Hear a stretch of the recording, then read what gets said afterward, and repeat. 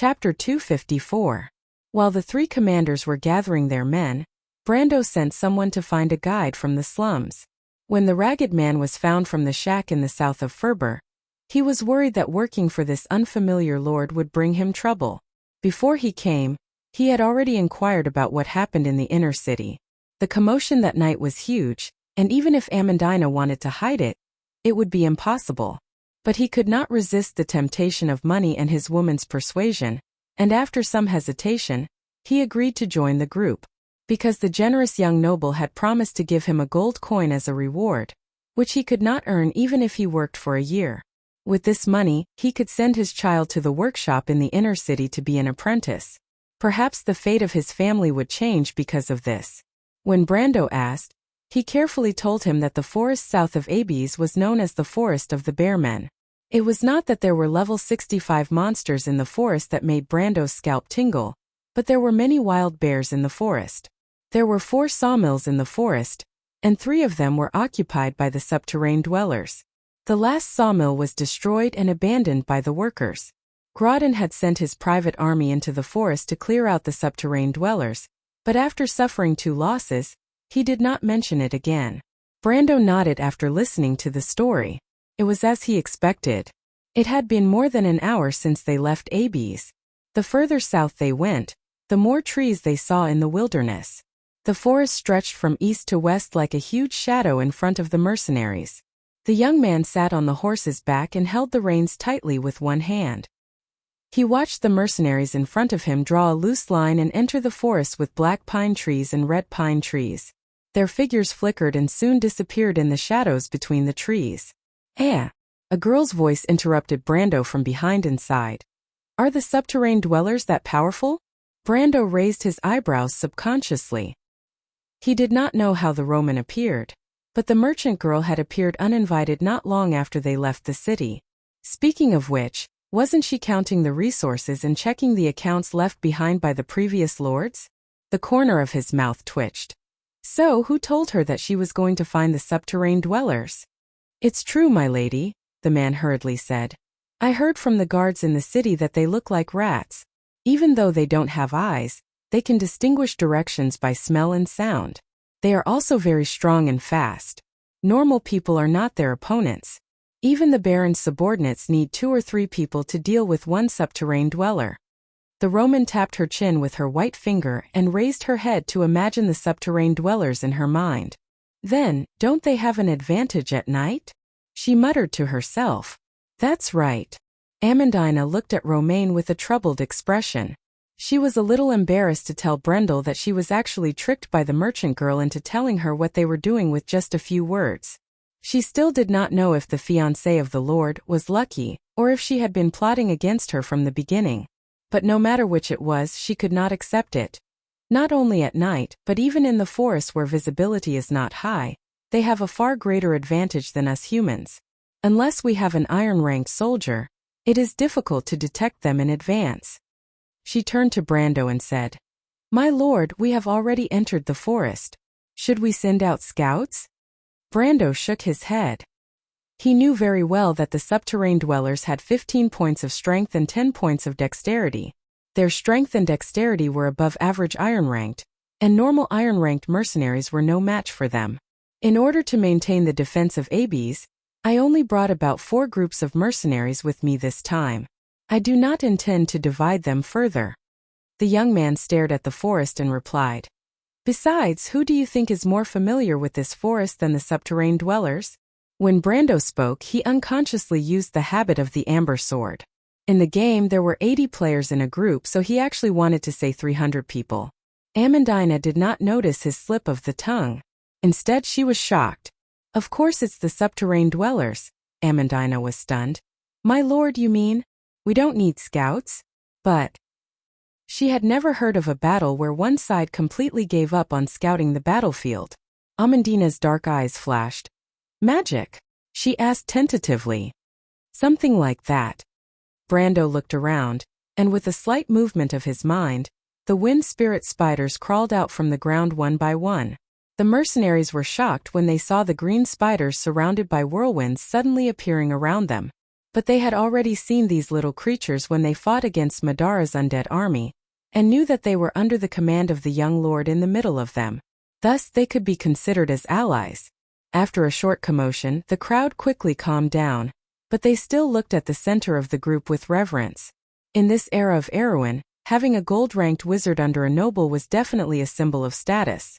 Even Duke Arek and Duke Karsuk, who ruled over a region, only had 2 or 3 gold-ranked wizards as their aides.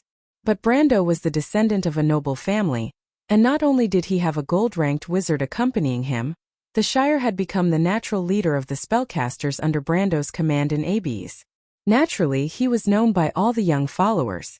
Not only that, he was also a gold-ranked swordsman, and he had Metisha and Scarlet, who were both gold-ranked rank 1 as his subordinates. Even Count Ranner's elite forces were only at this level. One must know that the girl called Medusa was a legendary silver elf. The silver elves had not appeared in this land for centuries.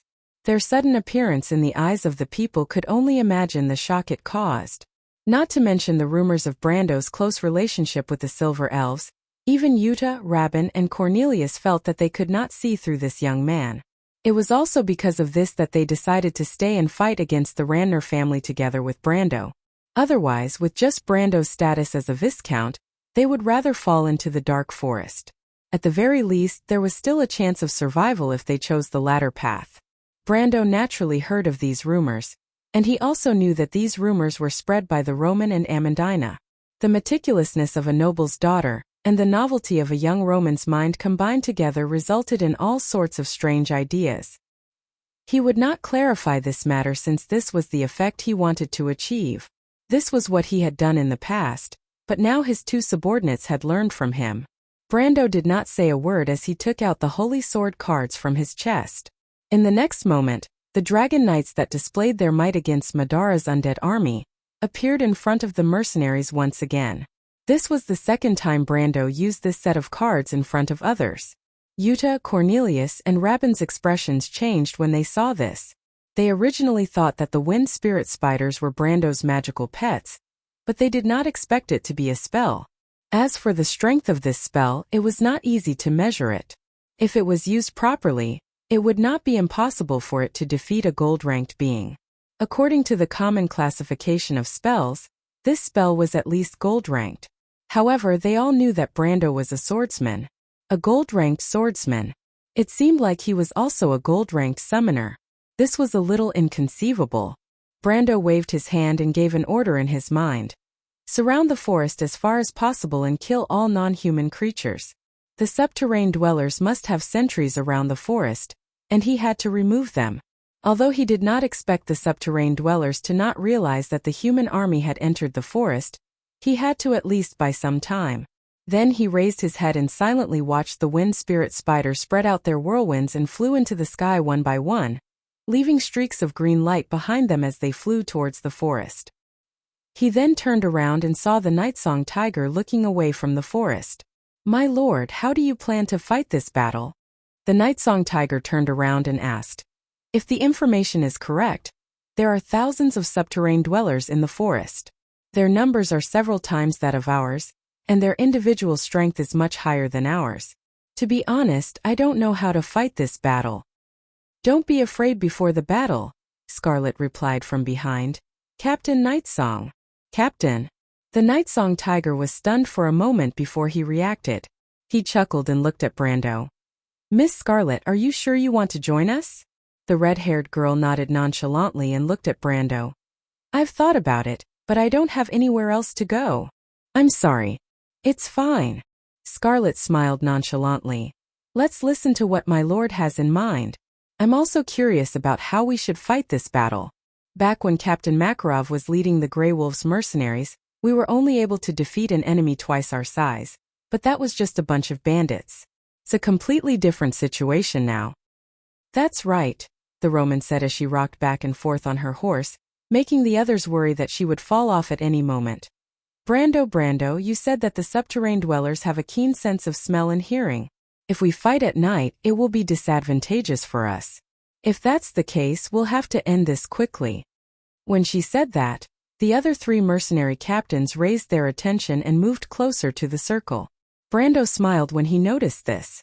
Even though he had never rejected an outsider from joining his circle, the three captains were still wary of this young noble. In fact, it was precisely because of this that Brando had never thought of reorganizing his mercenaries. Even though it was imperative, if he acted too rashly, the other party might misunderstand and rebel. That was why he chose not to mention it and waited for the other party to come to him on their own accord. This battle with the subterranean dwellers was one of the opportunities. End this quickly? It's not that simple. Cornelius shook his head and looked at Brando's expression. Even though I've never fought with the subterranean dwellers before, I can tell that they aren't just a bunch of bandits if they can defeat Grodin. Although our mercenaries are better than Grodin's private soldiers, there's a limit to their strength. Moreover, the scale of our troops this time is far smaller than the one Lord Grodin used to deal with the subterranean dwellers. Then what should we do? The Roman blinked his large eyes and asked curiously. My lord wants to eliminate the subterranean dwellers' sentries, right? Amandina watched the last wind spirit spider disappear into the forest before looking at Brando. Is it to buy time before they react? Amandina thought for a moment. My lord, are you planning to attack one of the sawmills with lightning speed and lure the subterranean dwellers to attack? Brando turned his head, a hint of admiration flashing in his brown eyes. It was indeed his idea to switch from offense to defense. Good idea. Rabin's eyes flashed with the same admiration. But will it work? The Fire Lord Corps commander asked. The subterranean dwellers know that they have an advantage over us. If they lose during the day, they will definitely think of a way to take it back at night. Brando replied. We will be on the defensive during the night. They have the advantage of time and we have the advantage of location. The rest will depend on the morale, fighting strength, and the ability of the commanders. He was full of confidence when he said this, but he knew that he did not have any talent in tactics. In fact, this method was used by Cruz's players in the Amber Sword during the battle between Cruz and Jorgendy Ridge. Even though he did not have any experience with the subterranean dwellers, he knew this trick. But what if they don't attack? Scarlet asked with a puzzled expression. Isn't that perfect? The Nightsong Tiger smiled. Then we will attack during the day. But he turned his head. But there's still a problem with the number of troops and fighting strength, my lord. Brando nodded and ordered the guide to lead the mercenaries to bypass the abandoned sawmill and directly set off for the nearest sawmill occupied by the subterranean dwellers. At the same time, he raised his head and looked at the sun that was slowly sliding to the west. He replied, This is indeed a problem, but I already have a plan. P.S. Something has happened recently which has greatly affected my mood. I'm sorry that I haven't updated well these few days. Chapter 255. It had been almost an hour since they entered the forest. The sound of arrows being fired could be heard from the forest. The mercenaries cheered and swarmed forward to drag the bodies out of the bushes. They were large, pale yellow creatures with tumors all over their bodies. Their heads were like giant tumors, and their eyes and nostrils could not be seen from their smooth surface. It was as if they lacked facial features. But hidden under their skin were thousands of sense of smell and hearing, which allowed them to be 100 times more sensitive than humans in the dark. But the mercenaries soon found that these creatures were already dead. The arrows only caused superficial wounds, but each of the subterranean dwellers had a fatal wound on their chest. Some of the wounds were from the back to the front, while others were from the front to the back. The wounds were all scorched black, and they were all penetrating wounds. It was as if someone had pierced a hole in their chest with a thunderbolt. A few mercenaries recognized the special wound made by the dragoons. They flipped the disgusting creatures over and looked back at the young man who was slowly approaching them on his horse in awe. Brando looked down at the subterranean dwellers. They opened their mouths like sharks, and the blood that flowed out from the corners of their mouths was pale green. They were different from the warm-blooded creatures on the surface. These creatures were actually a type of lizard. If possible, Brando would have preferred to encircle these subterranean dwellers during the winter.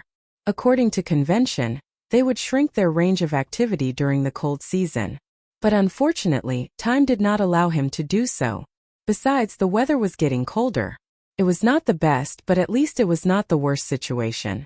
Under his signal, the mercenaries poked at the dead subterranean dwellers, allowing him to see the monster's stiff claws that were gripping their spears.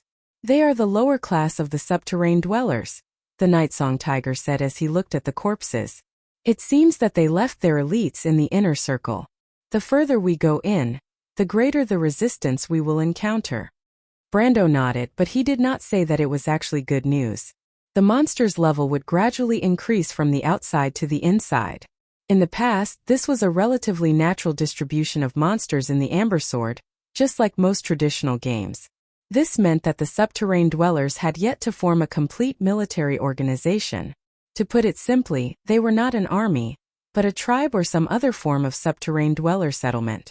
Before the attack, he was most worried that the subterranean dwellers in the Bearman Forest were a military organization of subterranean dwellers who came to the surface from the underground world. They might be part of a large tribe or even an underground city's plan to invade the surface. This was not uncommon in Wonde. Sometimes, the residents of the underground world would also spy on the resources of the surface world. Although the resources underground were much more abundant, the survival of the fittest was even more cruel. The other possibility was that the subterranean dweller army suffered defeat in the underworld and fled to the surface world to survive. But either way, it was much easier to deal with them than a loose tribe. It was a normal monster area. Brando made up his mind about the subterranean dwellers in the forest. The corpses they found so far were the low-level subterranean dwellers who acted as scouts in the outermost periphery. There might also be subterranean dwellers in Kamuru, which meant warrior in the underground language. The players called them elite subterranean dwellers, which were NCOs and had the strength of a peak iron rank. It could be said that other than the priests, they were the strongest fighting force of the subterranean dwellers. But for him, they were nothing to be afraid of. The mercenaries quickly sifted through the area like a net and found a total of more than 20 corpses, which was consistent with Brando's experience.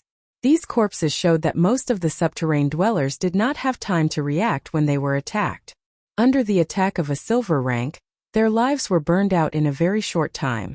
The wind spirit spiders came from the wind elemental plane, Storm's End. Although their strength was not as strong as iron, their ability to control the flow of air was unparalleled. For the subterranean dwellers who relied on their sense of smell and hearing to distinguish danger, they were no doubt natural opponents.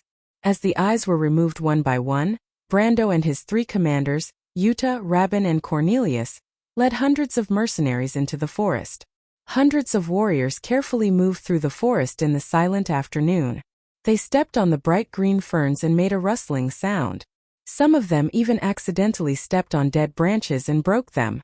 But fortunately, when the soldiers raised their heads nervously, they only saw some unknown birds flapping their wings and flying up from the forest. But compared to the warriors and swordsmen, the magicians who were protected by the crowd were even more unbelievable. According to the usual practice, they would be the first target of the sneak attacks. Everyone knew the importance of a magician on the battlefield. However, for these spellcasters who were at most official adepts, and most of them were still apprentices, their ability to defend themselves was completely out of proportion to their value on the battlefield. It was as if they themselves understood that they were one of the favorite targets of scouts. Another target was the commanders in the army, but it was not as easy to kill them as low-grade magicians. Therefore, these mercenaries and magicians were used to being ambushed. Ambushes, sneak attacks, and arrows were a common occurrence in the forest. Almost every one of them had been injured at least once. They had also seen many of their companions die in front of them because of such ambushes. Some of them even had a personal experience of walking on the edge of life and death. However, all of this was nothing compared to the bizarre encounter today. The rumored subterranean dweller scouts seemed to have disappeared. Looking at the afternoon sun shining through the gaps between the leaves in the silent forest, the mages even wondered if this was a public holiday or some other kind of activity. But of course this was not the case. They had seen the bodies of the subterranean dwellers before. All of this could only be attributed to the magic of the young lord. There were even rumors that he was a high-grade summoner, who might have even surpassed the boundary between the gold and silver. However, for the wizards, since this mysterious skill was taught to the mortals by the silver folk, respect for the strong had become a deep-rooted habit. Not to mention that he had the Shire under his command. The 2 gold wizards were privately called the Council of Two by the magicians among the mercenaries. Because in the custom of the Bugas, the Council of Wizards symbolized the power of authority and leadership. Therefore, Brando's prestige was unknowingly established among these magicians. But when Brando saw the mercenaries carrying longswords, halberds, longbows, shields and staffs, he felt no sense of accomplishment in his heart. Although the battle results of the wind spirit spiders were amazing, all of this was not without a price. He silently calculated the consumption of his spells. It had been almost an hour since he entered the forest. Just maintaining the Holy Sword card and charging an attack had consumed 13 points of Earth EP. He checked his elemental reserves. At this moment, the 32 slots of the Earth EP pool had already been emptied. There were only 7 slots left. Brendel frowned and immediately sent someone to call the guide over. The ragged man came in front of him and raised his head to see that the young man's expression was not very good. He thought that he had done something wrong to make the other party unhappy, so he asked anxiously, "Sir, what's the matter? How much longer do we have?" Brando asked a little anxiously. 5 more minutes, and he would have to give up on paying the next maintenance fee to let the Holy Sword card return to his deck, because he had to reserve the cost of displaying the card again. The real battle would start at night or even at dawn. When the guide heard this, he sighed in relief.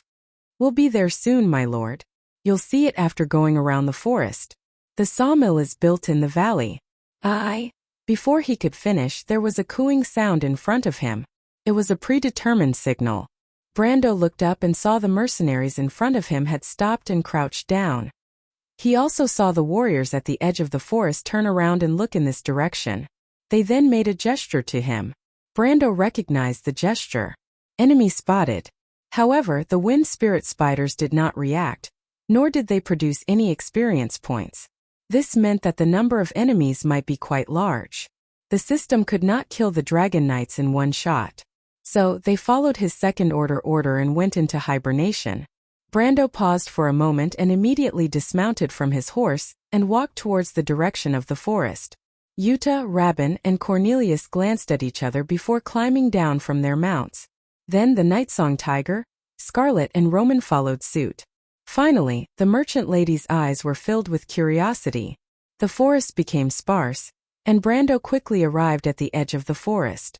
"My lord." He turned around and saw his former leader, Cornelius, nodding at him. Cornelius nodded at him, but he didn't expect that Cornelius would be able to do so. Brando did not say a word. The forest formed a slope in front of him, and at the bottom of the slope was the valley mentioned by the guide. The sawmill in Abes was built beside the river. Originally, there was only an empty space with a few wooden houses and a relatively large sawmill. Now, however, the place had changed. The subterranean dwellers had transformed it into a fortress. They used stones and wood to build a wall along the riverbank, and they even built watchtowers. Behind the wall, there were caves made out of earth and rocks. Brendel counted the numbers and estimated that there were at least 200 subterranean dwellers living here. So many of them, this is troublesome. Amandina frowned as she looked at the situation from behind. She looked at Brando, afraid that he would order them to attack. Brando looked at the patrolling squads of subterranean dwellers. Each squad was led by a subterranean dweller with dark red skin. Those were the Marukas. If they attacked rashly, they would retreat into the fortress and waste the advantage of a surprise attack. He looked back at Amandina and the Nightsong Tiger. "What do you think? Let's use our old method." The Nightsong Tiger replied. "Old method?" Brando raised his head.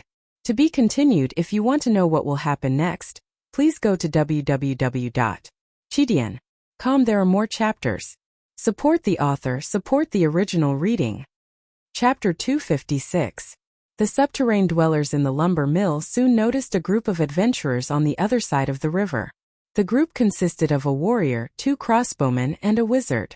It was a common sight in both Erewhon and Cruz. The appearance of this group of humans was undoubtedly a provocation to the subterranean dwellers, who had a strong sense of territory. Soon a sharp whistle sounded in the camp, and the wooden gate creaked open. The subterranean dwellers rushed out, and 2 groups of more than 30 subterranean dwellers waded into the river. They split into 2 groups and tried to surround the group. The adventurers had obviously noticed the commotion. The crossbowmen fired 2 arrows, one of which missed, and the other one hit, but it did not cause any damage. The crossbow arrow hit the chest of a subterranean dweller, and the huge impact caused it to take a step back in the river, splashing water, but that was all. The subterrane dweller shook its head, raised its spear, and followed the group. Their skin is really thick. Cornelius, who was hiding in the bushes, frowned. The rumors were true. Even if there were 100 of them, we would have a hard time dealing with them. They're fast too. It took them only a few seconds to travel from the other side of the river to here. Yuta replied. Their speed is really scary. They're even faster than the best cavalry.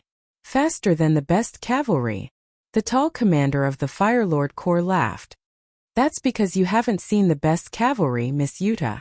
The red-haired mercenary was stunned and immediately glared at him. Brando nodded. The subterrane dwellers were about as fast as the second line of cavalry. They were slightly slower than the best warhorses. However, the best cavalry in Wone did not ride warhorses. For example, Erwin's strongest night patrol knights. The name was used to describe the way these knights crossed the battlefield, calm and indifferent. In fact, it was a reference to the Flying Dragon Knights. Each of Erwin's legions had its own division, and they were usually the best of the best. Stop arguing. Cornelius interrupted the conversation between Rabin and the female commander. Look, there are at least 200 subterrane dwellers in the lumber mill.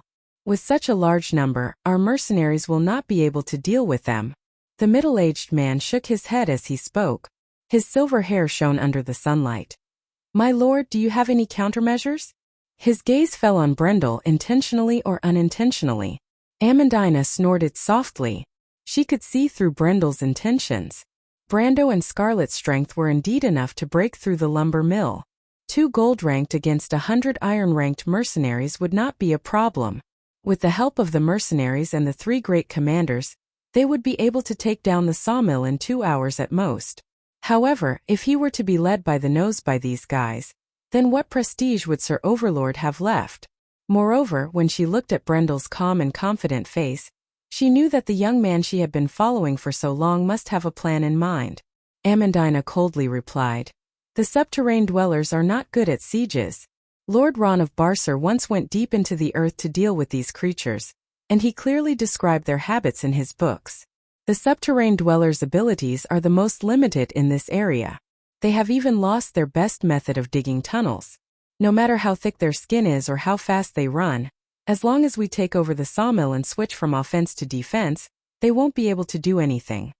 Rabin turned to look at Brando and replied with a little surprise. There's such a thing?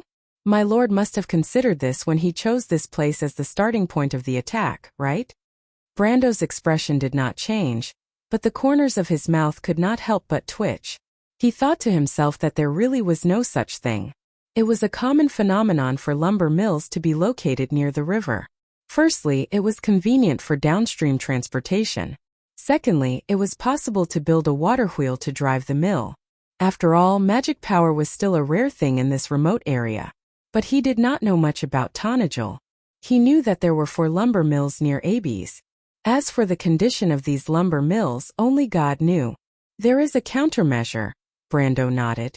It depends on how many troops we can lure out. The young man turned around and smiled at his nominal subordinates. But everyone can relax. This battle isn't as difficult as you think. Just treat it as a warm-up for the mercenaries to get used to each other. Warm-up? Not only the 3 leaders, but also the leaders of the small mercenary groups were stunned. More than 300 mercenaries against more than 200 subterrane dwellers. What kind of warm-up was this? It was going to be a tough battle. Let's wait and see. Brando calmed himself down and looked at the riverbank. The battle on the riverbank had just begun. When the adventurers realized the subterrane dwellers' intention, they began to retreat to the side of the forest. Although they were fast, they were still not as fast as the subterrane dwellers, and they were soon caught at the edge of the forest. However, the wizard in the team immediately knocked his staff on the ground and loudly chanted an incantation. With a loud crash, the pebbles and soil under their feet lifted off the ground and lifted the 4 of them up. The soil rose up and formed a 2-meter-tall, 3-meter-wide castle. It had a parapet and battlements, and the castle was made of solid earth and stone. It protected the 4 of them in the middle. City building. Everyone was taken aback. Only a level 3 law of defense spell could produce such an effect. Although it was still far from the realm of the legendary sorcerer who could create a city out of thin air, it at least proved that the sorcerer on the field was at least at the peak of iron rank. Who was so extravagant? The others turned their heads to see who was willing to send a third circle wizard to the front lines as bait. However, only Cornelius noticed the faint smile on Rabin's face, as if he didn't care at all. "Rabin, is that one of your men?" he asked in a low voice. The commander of the Firebrand Corps nodded without a care. "Mafri, the best wizard in my corps," he replied. "You're really generous." Cornelius did not feel relieved after confirming his suspicions. Instead, he felt a sense of crisis. The silver-haired middle-aged man looked at the tall and silent Rabin, then looked at the silent Brando. He suddenly felt that his position was shaken. He had fought side by side with the young lord for the longest time, and he thought that he would be able to leave a good impression on the youth with his performance. He did not expect that this quiet and honest veteran had unknowingly reached a tacit understanding with the young lord. Perhaps they had even come to an agreement. Cornelius cursed in his heart and gritted his teeth. However, his attention was immediately drawn to the battle at the edge of the forest. When Mafri retreated behind the warriors and crossbowmen to rest after casting the fortification spell, the middle-aged mage leaned his whole body on his cane and gasped for breath. The previous level 3 spell had obviously consumed a lot of his physical strength and energy. However, the effects were obvious. Just as Amandina had said, the subterranean dwellers were not good at sieges. These creatures that came from the underworld had strong hind limbs, but their forelimbs were short and weak. They did not rely on their upper limbs to attack because their forelimbs were only used to wield spears and tools. When the subterranean dwellers attacked, they relied on the strength of their hind limbs to charge forward and convert it into energy to attack their enemies. However, the wall alone was enough to cause them a lot of trouble. The 2-meter-high wall was not tall, but the subterranean dwellers realized that when they leaped up to attack the humans, they would be greeted with a cold glint of a sword, and they had no way of dodging it in midair. In just a single exchange, 2 of the subterranean dwellers were slashed back. The short corpses flew back and rolled a few times before coming to a stop. Their companions quickly made way for them, and they slowed down their speed. Through the feedback of the sound waves, they discovered that there was a tall stone castle in front of them. The subterranean dwellers looked at each other, but the subterranean dweller Muru, who caught up to them, immediately let out a sharp whistle and ordered them to spread out and attack from all directions. "That's too much." Amandina furrowed her brows. She knew that the 4 mercenaries that were acting as bait were elites that Brando had handpicked from her subordinates. All of them were at least at the peak of iron ranked. Even if they were on flat ground, they would be able to withstand the attacks of 30 subterranean dwellers for a while, let alone when they had the terrain advantage. But no matter what, it was still too much for them to endure the attacks of 30 subterranean dwellers and lure them to send out more reinforcements. However, what she didn't expect was that after the purple-red subterranean dwellers forced their companions to launch 2 rounds of attacks, they decisively used a sharp whistle to order all the subterranean dwellers to retreat. They surrounded the stone castle and waited in formation. What was going on? The 4 mercenaries were waiting by the parapet. The previous battle had already exhausted much of their stamina. If the subterranean dwellers put in a little more effort, they might be able to take down this temporary fortress in one fell swoop. They didn't expect the subterranean dwellers to retreat at this moment. It was important to note that Wizard Mafri had already caught his breath. He would be able to join the battle again in a while. The subterranean dwellers aren't willing to pay the price. Although it's possible to take down the fortress in one fell swoop, it's impossible to do so without paying a huge price when the terrain and individual strength are not in our favor. Brando explained when he sensed the surprise on the faces of the mercenaries around him. Although these mercenaries were experienced in all sorts of battles, they didn't necessarily have any dealings with the underground creatures of Jorgundy. In the underground world where competition was cruel, population and military strength were both very precious resources. They were not allowed to be wasted. This was also the reason why the average strength of an individual in the underworld was relatively high. "I see." Cornelius glanced at Brando. As mercenaries, they didn't necessarily look up to nobles and scholars on the battlefield, but they couldn't help but look up to someone who was able to use their secret knowledge on the battlefield. "But I didn't expect the subterranean dwellers to be so weak." Don't they have the habit of building cities? Brando almost choked when he heard this question. He thought that the subterranean dwellers of Jorgundy Ridge were much better at building cities than humans. This was because the subterranean castles were first built to guard against the invasion of demons. The walls were thick and sturdy enough to make a human fortress like Bragg's blush with shame. As for the fortifications, they came from the dwarves living in the mountains. Cities like Abes were nothing compared to them. It's not that the subterranean dwellers don't have the ability to attack cities, Cornelius replied. They are a first-class organization in Jorgundy Ridge, and they usually work together with another first-class organization called Bugbears. Bugbears? Rabin asked. Author's note: I've been painfully stuck in this story for a long time, but I'm slowly recovering. No one wants to stop updating. If you stop updating, you'll just miss out on the next chapter, and I'll lose even more. Chapter 257. You have never seen that creature before. It is about 2 meters tall when it stands upright and covered in hair. It is said that it has some kind of blood relationship with the goblins on the surface. But compared with their weak but numerous distant relatives, this branch can be said to be an anomaly. They are strong, and even a newborn baby among the bear goblins is comparable to a human adult. Brando said slowly, if the bear goblins raise their shields and flail as cover, it will be quite troublesome for the troglodytes to dig underground. He paused and changed the topic. But most of the troglodytes live in symbiosis with the bear goblins. Who knows if there are bear goblins in the lumber mill? Everyone was startled and looked back at the lumber mill on the other side of the river. The wooden gate creaked as it rose again. A group of subterranean dwellers walked out from the gate.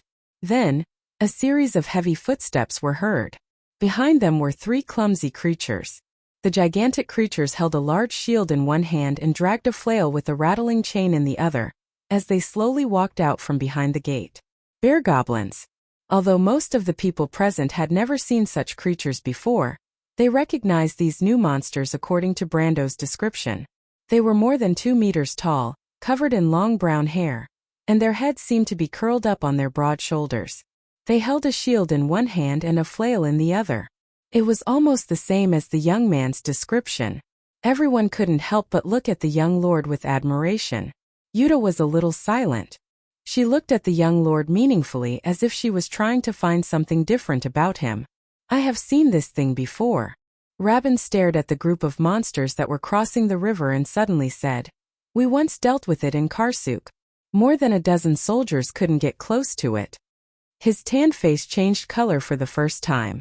My lord, are you sure this thing is also a first-class organization? Brando nodded. The ranks of the army were first set up by the 4 great temples, and they were not only based on individual fighting strength. The bugbears' brains aren't too good.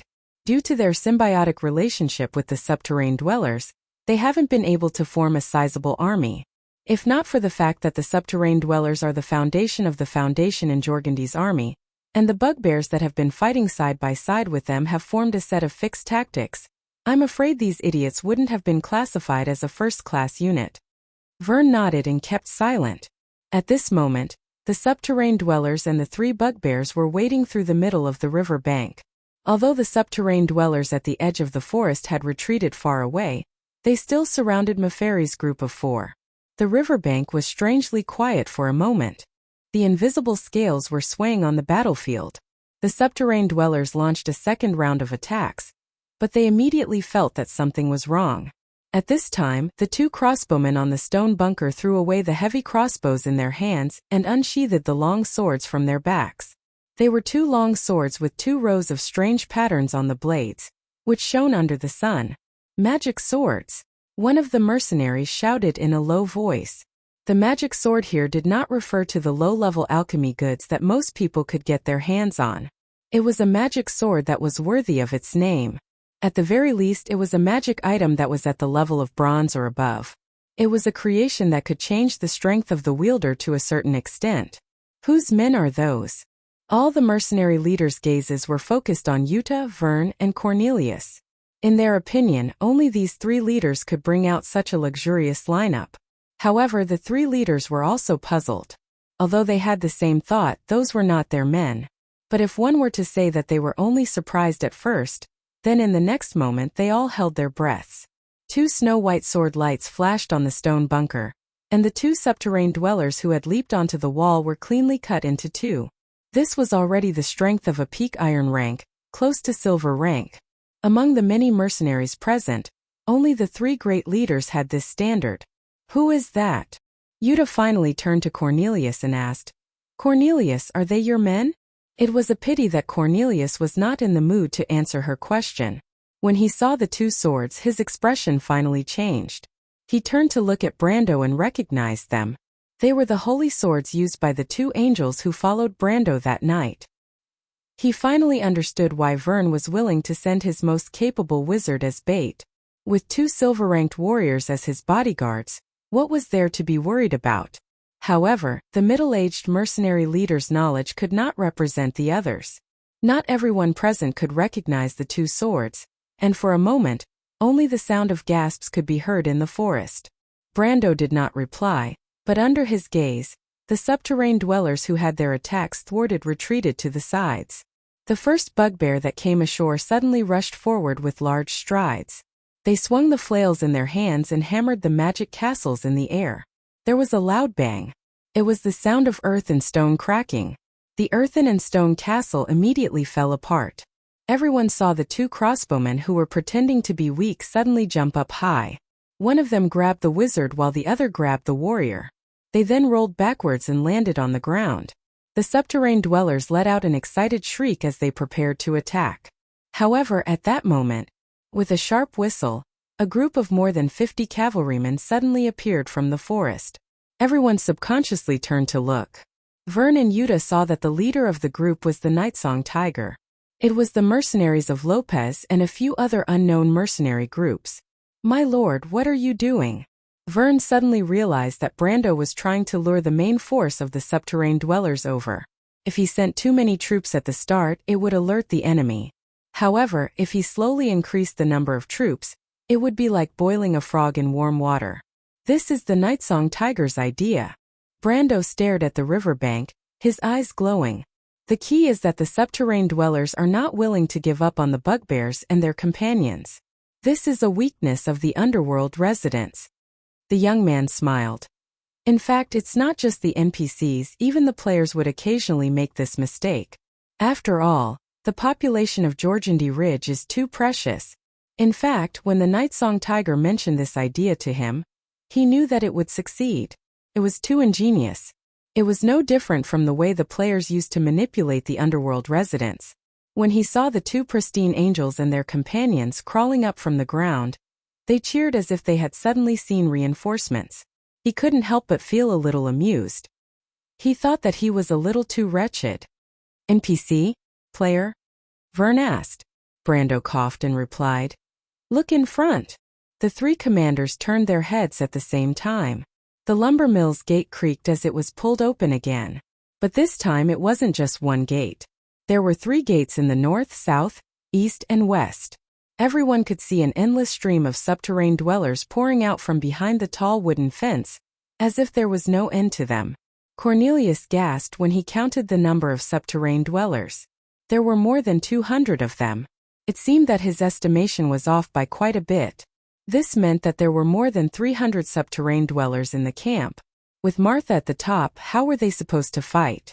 It was one thing to lure them out, but it seemed that even if the enemy gave up on the terrain advantage, they still wouldn't be able to take them down. He looked at Brando with a pale face. Brando watched silently as the subterrane dwellers waded across the river. Their goal was to save their own troops before the cavalry could regroup with their companions. In terms of speed, they did have the advantage. But Brando was waiting for this moment. He didn't care about the ugly expressions of the 3 commanders and raised his hand. "Load the crossbows." Everyone was stunned. Looking at the black mass of subterrane dwellers and the earth spirit bugbears behind them, they lacked the courage to continue fighting. Even at this time, half of the enemy was still on the riverbank. Wasn't it too early to load the crossbows? But no one dared to disobey a lord's orders. Regardless of whether the lord lived up to his name, Brando's noble status and strength were enough to make the 3 commanders agree with him. Since the 3 largest mercenary groups didn't have any objections, the others naturally didn't dare to voice their opinions. Moreover, the bait was still at the edge of the forest, and they couldn't just leave their companions alone. The mercenaries unstrapped the crossbows on their backs and pulled the handles back to load the crossbows. Since their opponents were the subterranean dwellers, they had no choice but to slow down and tighten the bowstrings bit by bit. One by one, the crossbows were raised, and a rustling sound could be heard in the forest, as if a breeze was blowing through the treetops. "Level the crossbows." Brando lowered his voice and ordered the last person to load the crossbow. The timing was just right.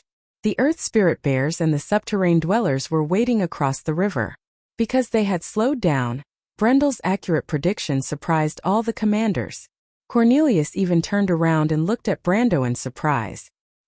He was the sharpest among the three commanders, but he didn't expect Brando to have such an understanding of his mercenaries. After all, they had never given the command of their mercenaries to this young man. How on earth did he guess that? However, Brando was secretly laughing in his heart. In Erewhon, the strength of the mercenaries were almost the same, and their habit of loading their crossbows was also the same. The scene just now was just a confirmation of his experience in the game, and it wasn't the first time he made such a prediction. Not to mention the Earth Spirit Bugbears and subterranean dwellers, even the faster Wind Elf cavalry would be able to get these mercenaries to strike first. At this moment, every mercenary, including the Magi, laid down the heavy crossbow in their hands, or at the very least a handheld crossbow. Every mercenary was equipped with a long-range weapon. Even if they didn't have a crossbow, they would at least prepare a bow or a musket. Every crossbow was aimed at their respective targets, but the tide of enemies made them wonder how effective this round of attacks would be. Everyone couldn't help but think, did the young lord say that this was just a warm-up? The question was there really such a warm-up? Brando didn't answer. He waited for 2 seconds and snapped his fingers. Fire.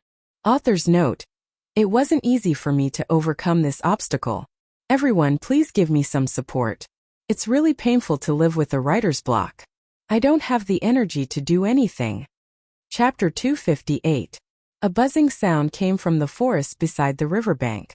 Countless thorns suddenly sprouted out from the green bushes and formed a translucent black wall that swept across the cobblestone riverbank. The subterranean dwellers who were standing at the front were caught off guard and were hit by the wall. It was as if they had really hit an invisible wall, and the huge impact caused them to stagger and retreat. The corpses that were pierced with arrows lay motionless in the middle of the riverbank.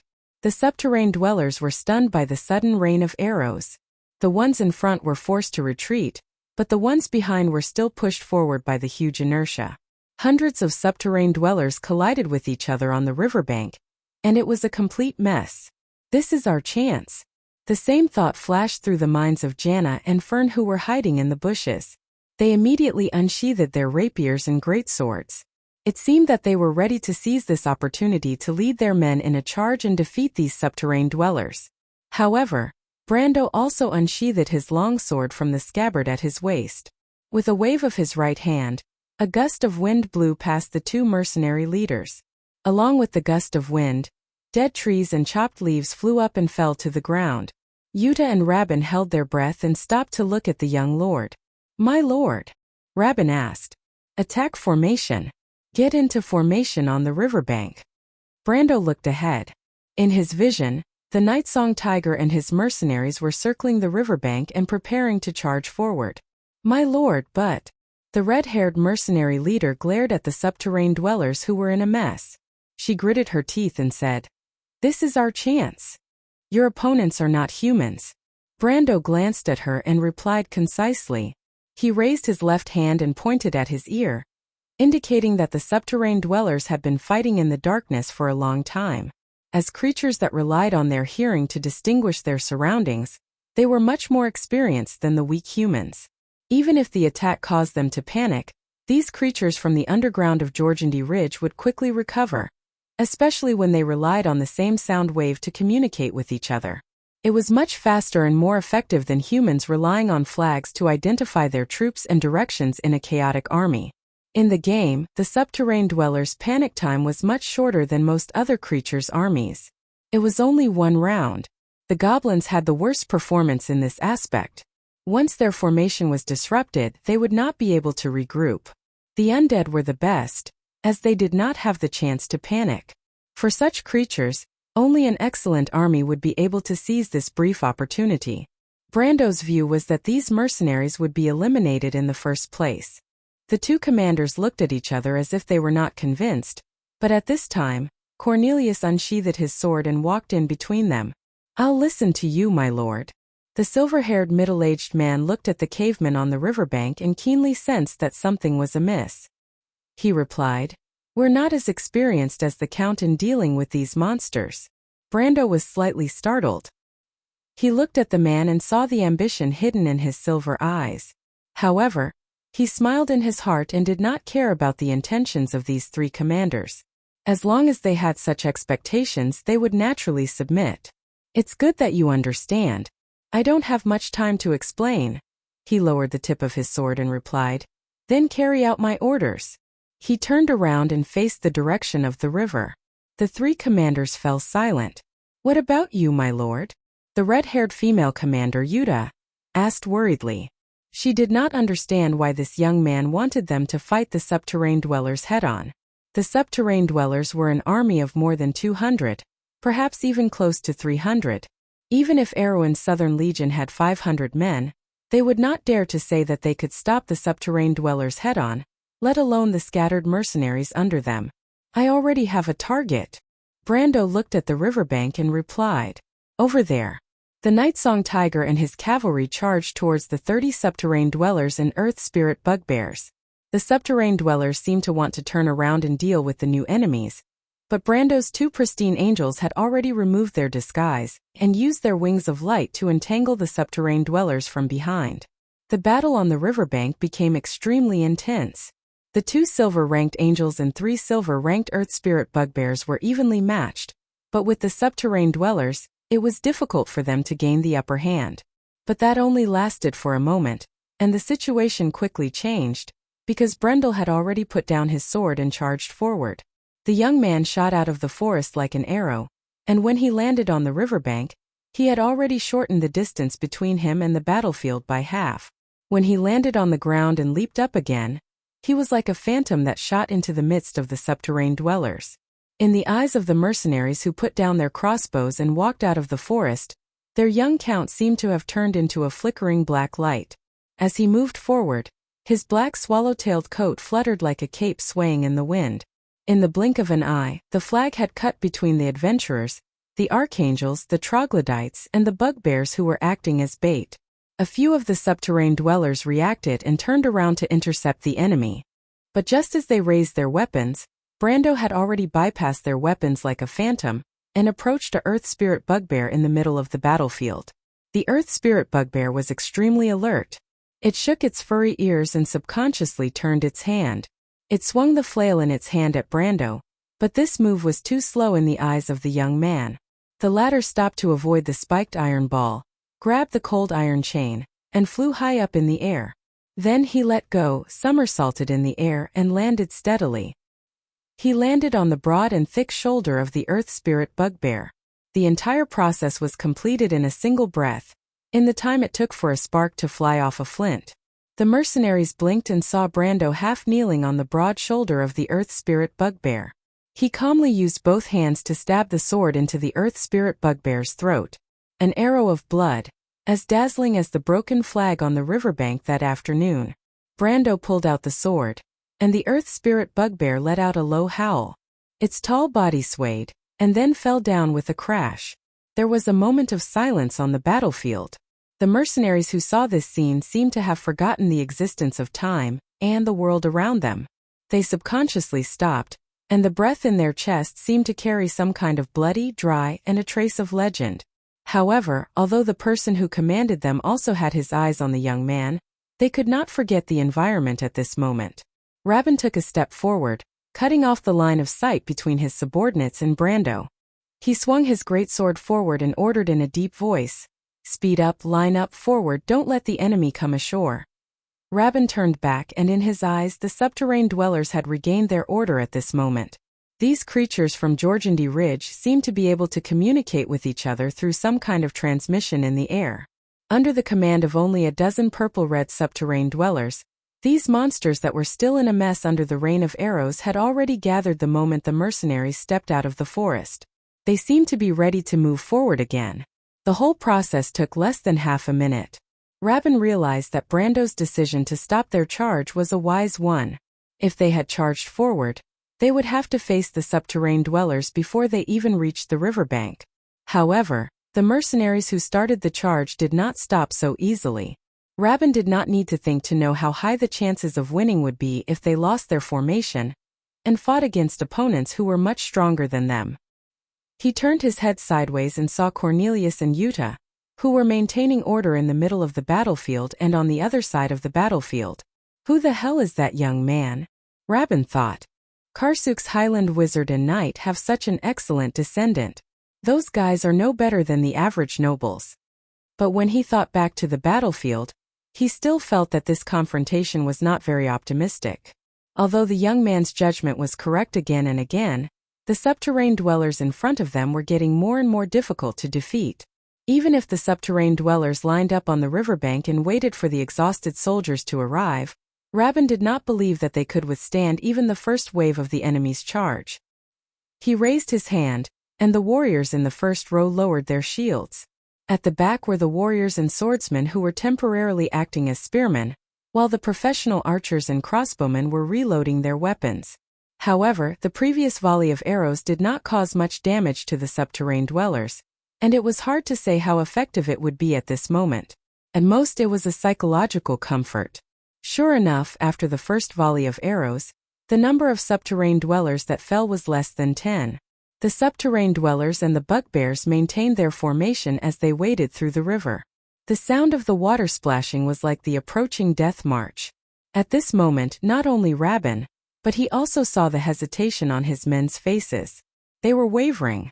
With less than 100 feet left, the crossbowmen fired their third volley of arrows. Vern could clearly see that the weak arrows hit the thick fur of the earth spirit bear and bounced off, having almost no effect. 50 feet. Yuta gritted her teeth and stood in front of her men. She thought that even though she was not strong enough, she could at least reduce the impact of the subterranean dwellers on her men. Those who called her big sister were also her brothers and sisters. For the first time in her life, she felt a little regretful and doubted if she had made the wrong choice. She turned back to look at Brendel's direction and saw that he had just killed the second earth spirit bear. But he did not even look at them. She wondered if he was like the other nobles and did not care about their lives. 20 feet.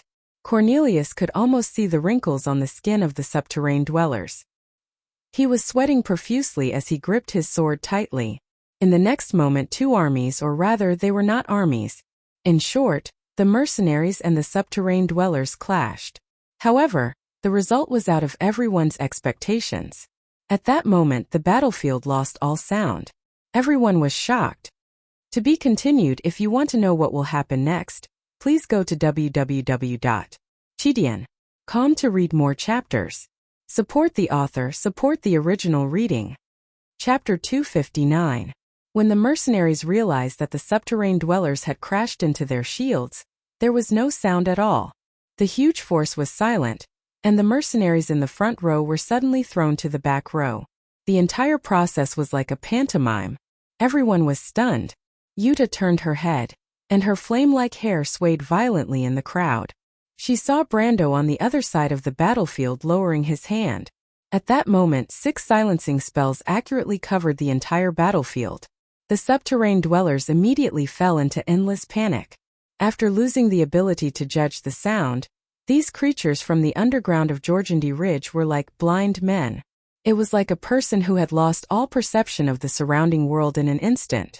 Their first reaction was either to retreat subconsciously, or to wave their spears in front of them in a futile attempt to protect themselves. The chaos quickly spread among the subterranean dwellers. Thus, the subterranean dwellers in the front row collided with those in the back row, or they were treated as enemies by their own people. They panicked and fled in all directions, or they fought with their own people. Although many mercenaries were involved in the chaos, most of them were free to fight. After a short moment of shock, they immediately realized that the situation was not as simple as it seemed. Victory seemed to be within their reach. So that's how it is. That was the only thought that flashed through everyone's mind. Brando threw away the exhausted soul crystal in his hand. The young lord glanced at them, as if he had already predicted the outcome of the battle. So that's how it is. Rabban was enlightened when he saw the expression on the young noble's face. These fools actually have such a weakness. Cornelius calmly replied. The silver-haired middle-aged man stared at the situation on the front line, and immediately ordered a change of flag. The red flag that represented the charge was now fluttering high above the battlefield. The mercenaries in the front did not need to hear the order. They only needed to see the eye-catching flag to know what to do next. The warriors threw away their shields and drew their weapons from below. A moment ago they were still on the defensive, but now their roles had changed. It was as if an invisible wave swept across the battlefield, and the mercenaries began to counterattack. The blind subterranean dwellers were unable to stop the organized attacks of the humans. Although they were strong, it was futile if they could not hit the enemy. Moreover, in the darkness, they had an instinctive fear in their hearts, causing them to retreat in panic as soon as they were attacked. The front line of the subterranean dwellers began to crumble amidst the chaos. However, the subterranean dwellers who were supervising the battle from the rear could not effectively receive any information from the front line. In their perception, the range of the silence spell was like a black hole that devoured all sound feedback. All the subterranean dwellers who entered the range of the black hole were defeated in an instant. The retreat of nearly 100 subterranean dwellers on the front line caused the entire subterranean dweller army to waver. Even though the subterranean dwellers had retreated from the area of effect of the silence spell, hundreds of their own kind were running away. At first, it was only the subterranean dwellers, but when the subterranean dwellers realized that they had lost the battle, they began to turn around, followed by the bugbears. In the end, the escape turned into a rout. But in reality, the real battle wasn't so one-sided. Under the first wave of attacks by the mercenaries, less than 20 subterranean dwellers had fallen. Their corpses were scattered all over the riverbank, allowing the river water to soak them.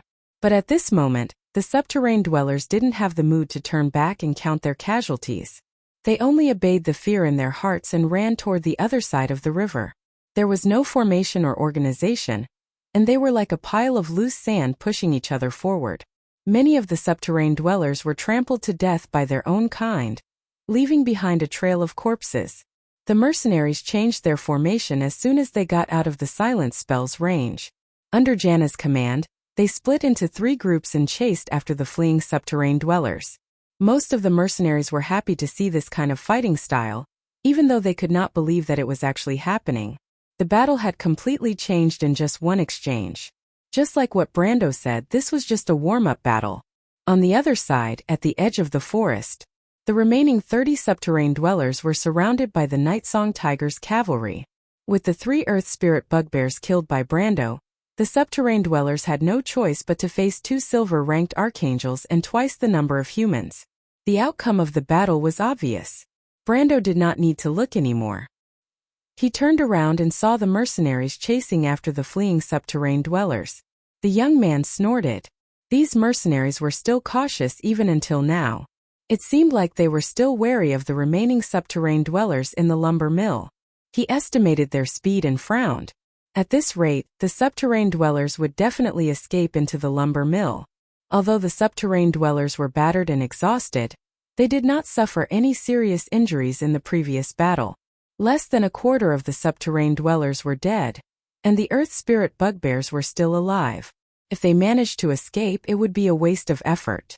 Fortunately, when he looked at the forest on the other side of the river, he finally saw that familiar figure. The red-haired girl with the ponytail galloped through the forest like a bolt of lightning. It was Scarlet. In fact, it was not only Brando. Cornelius, Yuta, and Rabban also noticed the change on the other side of the river. They did not know when the red-haired girl had gone around the river. The girl was riding on a silver-white magic horse. She held a halberd in one hand and charged out of the forest with a long arc of lightning. It was obvious that her target was the lumber mill. But before that, she blocked the escape route of the subterranean dwellers. Get out of the way. Yuta was stunned. She did not know why, but when she saw the red-haired girl blocking the path of hundreds of subterranean dwellers, her heart skipped a beat. There were hundreds of subterranean dwellers, including the Earth Spirit bugbears. Their survival instincts would probably trigger their ferocious nature. Even a gold tier might not be able to escape unscathed in such a situation. Moreover, if they forced the subterranean dwellers to turn around, their previous victory would be in vain. However, Scarlet did not move, as if she did not hear anything. In the next moment, countless green light spots appeared in the forest behind her. They were the wind spirit spiders. Every mercenary present could recognize these little creatures that were under Brando's command. They also knew how powerful they were. Yuta was stunned. The wind spirit spiders began to attack. Under Brando's command, they began to systematically force the subterranean dwellers to turn around. Every time a beam of light flashed, a subterranean dweller would fall to the ground. The subterranean dwellers were unable to resist the silver tier attack, but they soon realized that the right side of the formation was the hardest to attack. Hence, everything that happened next became natural. When the remaining 20 wind spirit spiders led the sacred swords to attack, the frightened subterranean dwellers could only scream and flee into the forest from another direction. The red-haired girl stood motionless in the middle of the subterranean dwellers, but none of them dared to attack her.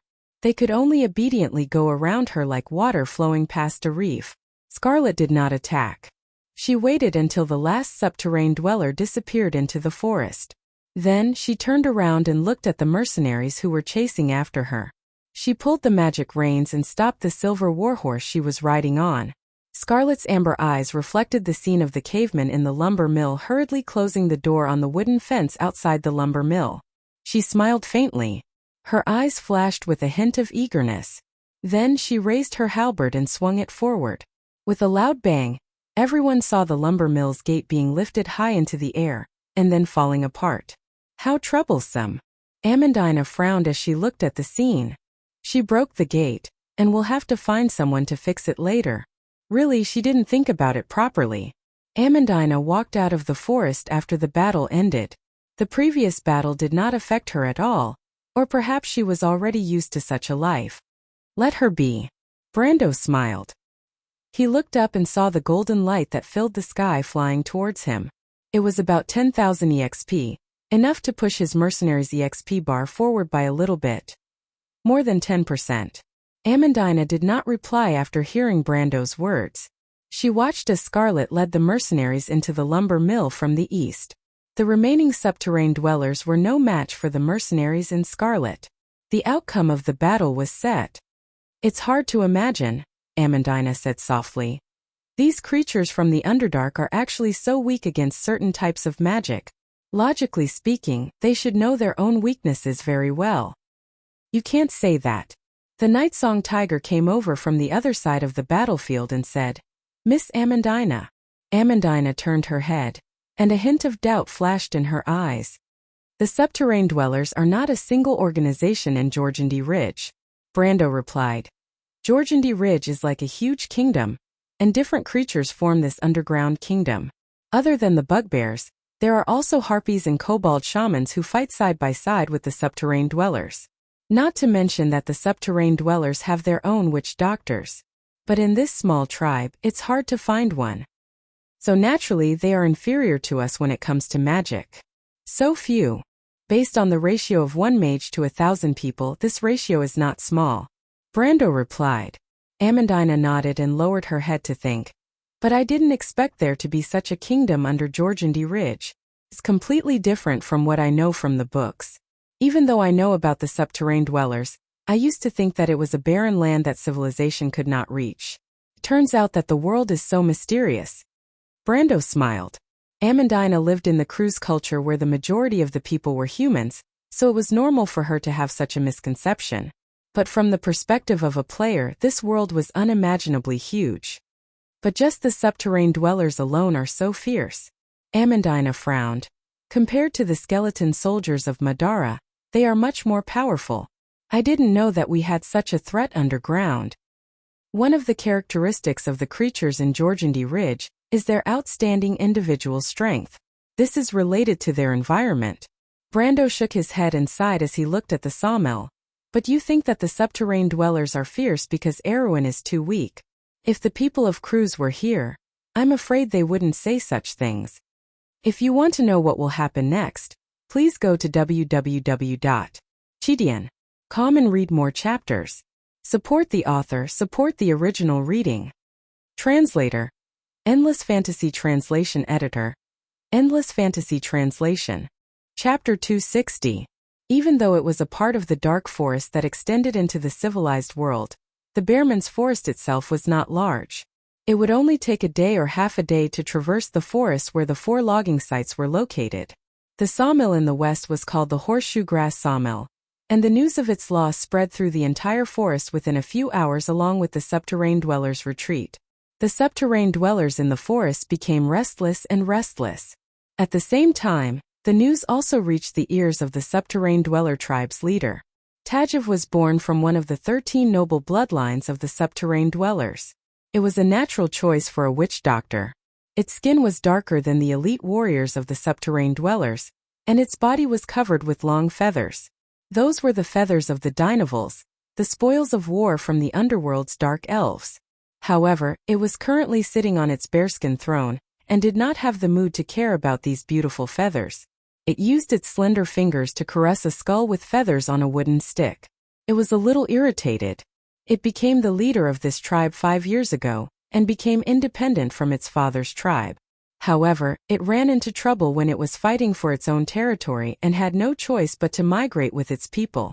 This was not a rare occurrence in the underworld, but it was unexpected that it discovered a path that led to the surface. Even though it was rumored that the surface world was far from a paradise, it still decided to take a risk. After it and its people got used to life on the surface, it began to realize that the humans here were not as scary as it thought. Therefore, it took over the 4 logging sites in the forest. However, this action attracted the wrath of the local lord. Of course, it was Baron Grodin. The humans and the subterranean dwellers fought twice in the forest, but Tanajal's mixed army and the nobles' private soldiers were no match for the subterranean dwellers. The humans were chased out without gaining any advantage. In the end, Grodin had no choice but to swallow his pride and come to negotiate with it personally. The subterranean dwellers did not need the wood produced in the forest, but Grodin could not. Tanajal was the main source of wood for Ampere Seal, and if there was a problem, the first person to blame would be his powerful father, Count Randner. Grodin had to think of a way to ensure that Trenthium's timber exports would last for a year, even though he was running a deficit. The 4 lumber mills near Abes were among the best in Tanajal, and he did not dare to give them up easily. However, he could not take them back by force, and he could not let Count Randner know about this. Thus, the only way left was to rely on trade. Even though it was unthinkable for a lord to spend money to buy his territory's produce, Grodin still had silver mines in his possession. Since silver was an important currency in the underworld, and Tajiv needed more money to strengthen his tribe, the two of them hit it off, and this secret deal was kept secret from the start. Tajiv appreciated the deal. Even though the subterranean dwellers had won more than once against the humans and even forced Grodin to lower his pride, it did not hide the fact that his tribe had very few people. Thousands of black iron-ranked fighters sounded terrifying, but this was the entire population of his tribe. Tajiv, on the other hand, was very smart. Through constant contact, it gradually understood the reality of the human world it was in. Even though it was impossible to find an army in Tanajal that could easily chase them away, they would not be able to escape unscathed if they appeared in human territory. Baron Abes alone had a population of 70,000, let alone the whole of Tanajal. Moreover, if a foreign race like Tajiv rashly attacked a human settlement, it might lead to an even larger scale attack. It knew that this place belonged to a kingdom, and the concept of a kingdom in Tajiv's mind was equivalent to the underground kingdom of Jorgandi Ridge, which made it fearful. Even though it knew that Grodin had a silver mine, it did not dare to take it over. Tajiv was satisfied with its current situation. As long as it firmly controlled the 3 lumber mills, it would be able to obtain an endless supply of silver from the human lord. With the silver, it would be able to expand its tribe until the day it could return to the underworld. In Tajiv's mind, returning to the underworld was its #1 goal. Even though Tanajal was enviable, it was not the territory of the subterranean dwellers. However, good things did not last long. One day, Tajiv felt that it had encountered a thorny problem. After getting used to a peaceful life, it did not like to engage in war with the humans, especially when the tribe's development was just starting to look good. Since fighting with the humans would attract the attention of the surrounding forces, it did not want to expose its existence. However, the more it thought about it, the more trouble came knocking on its door.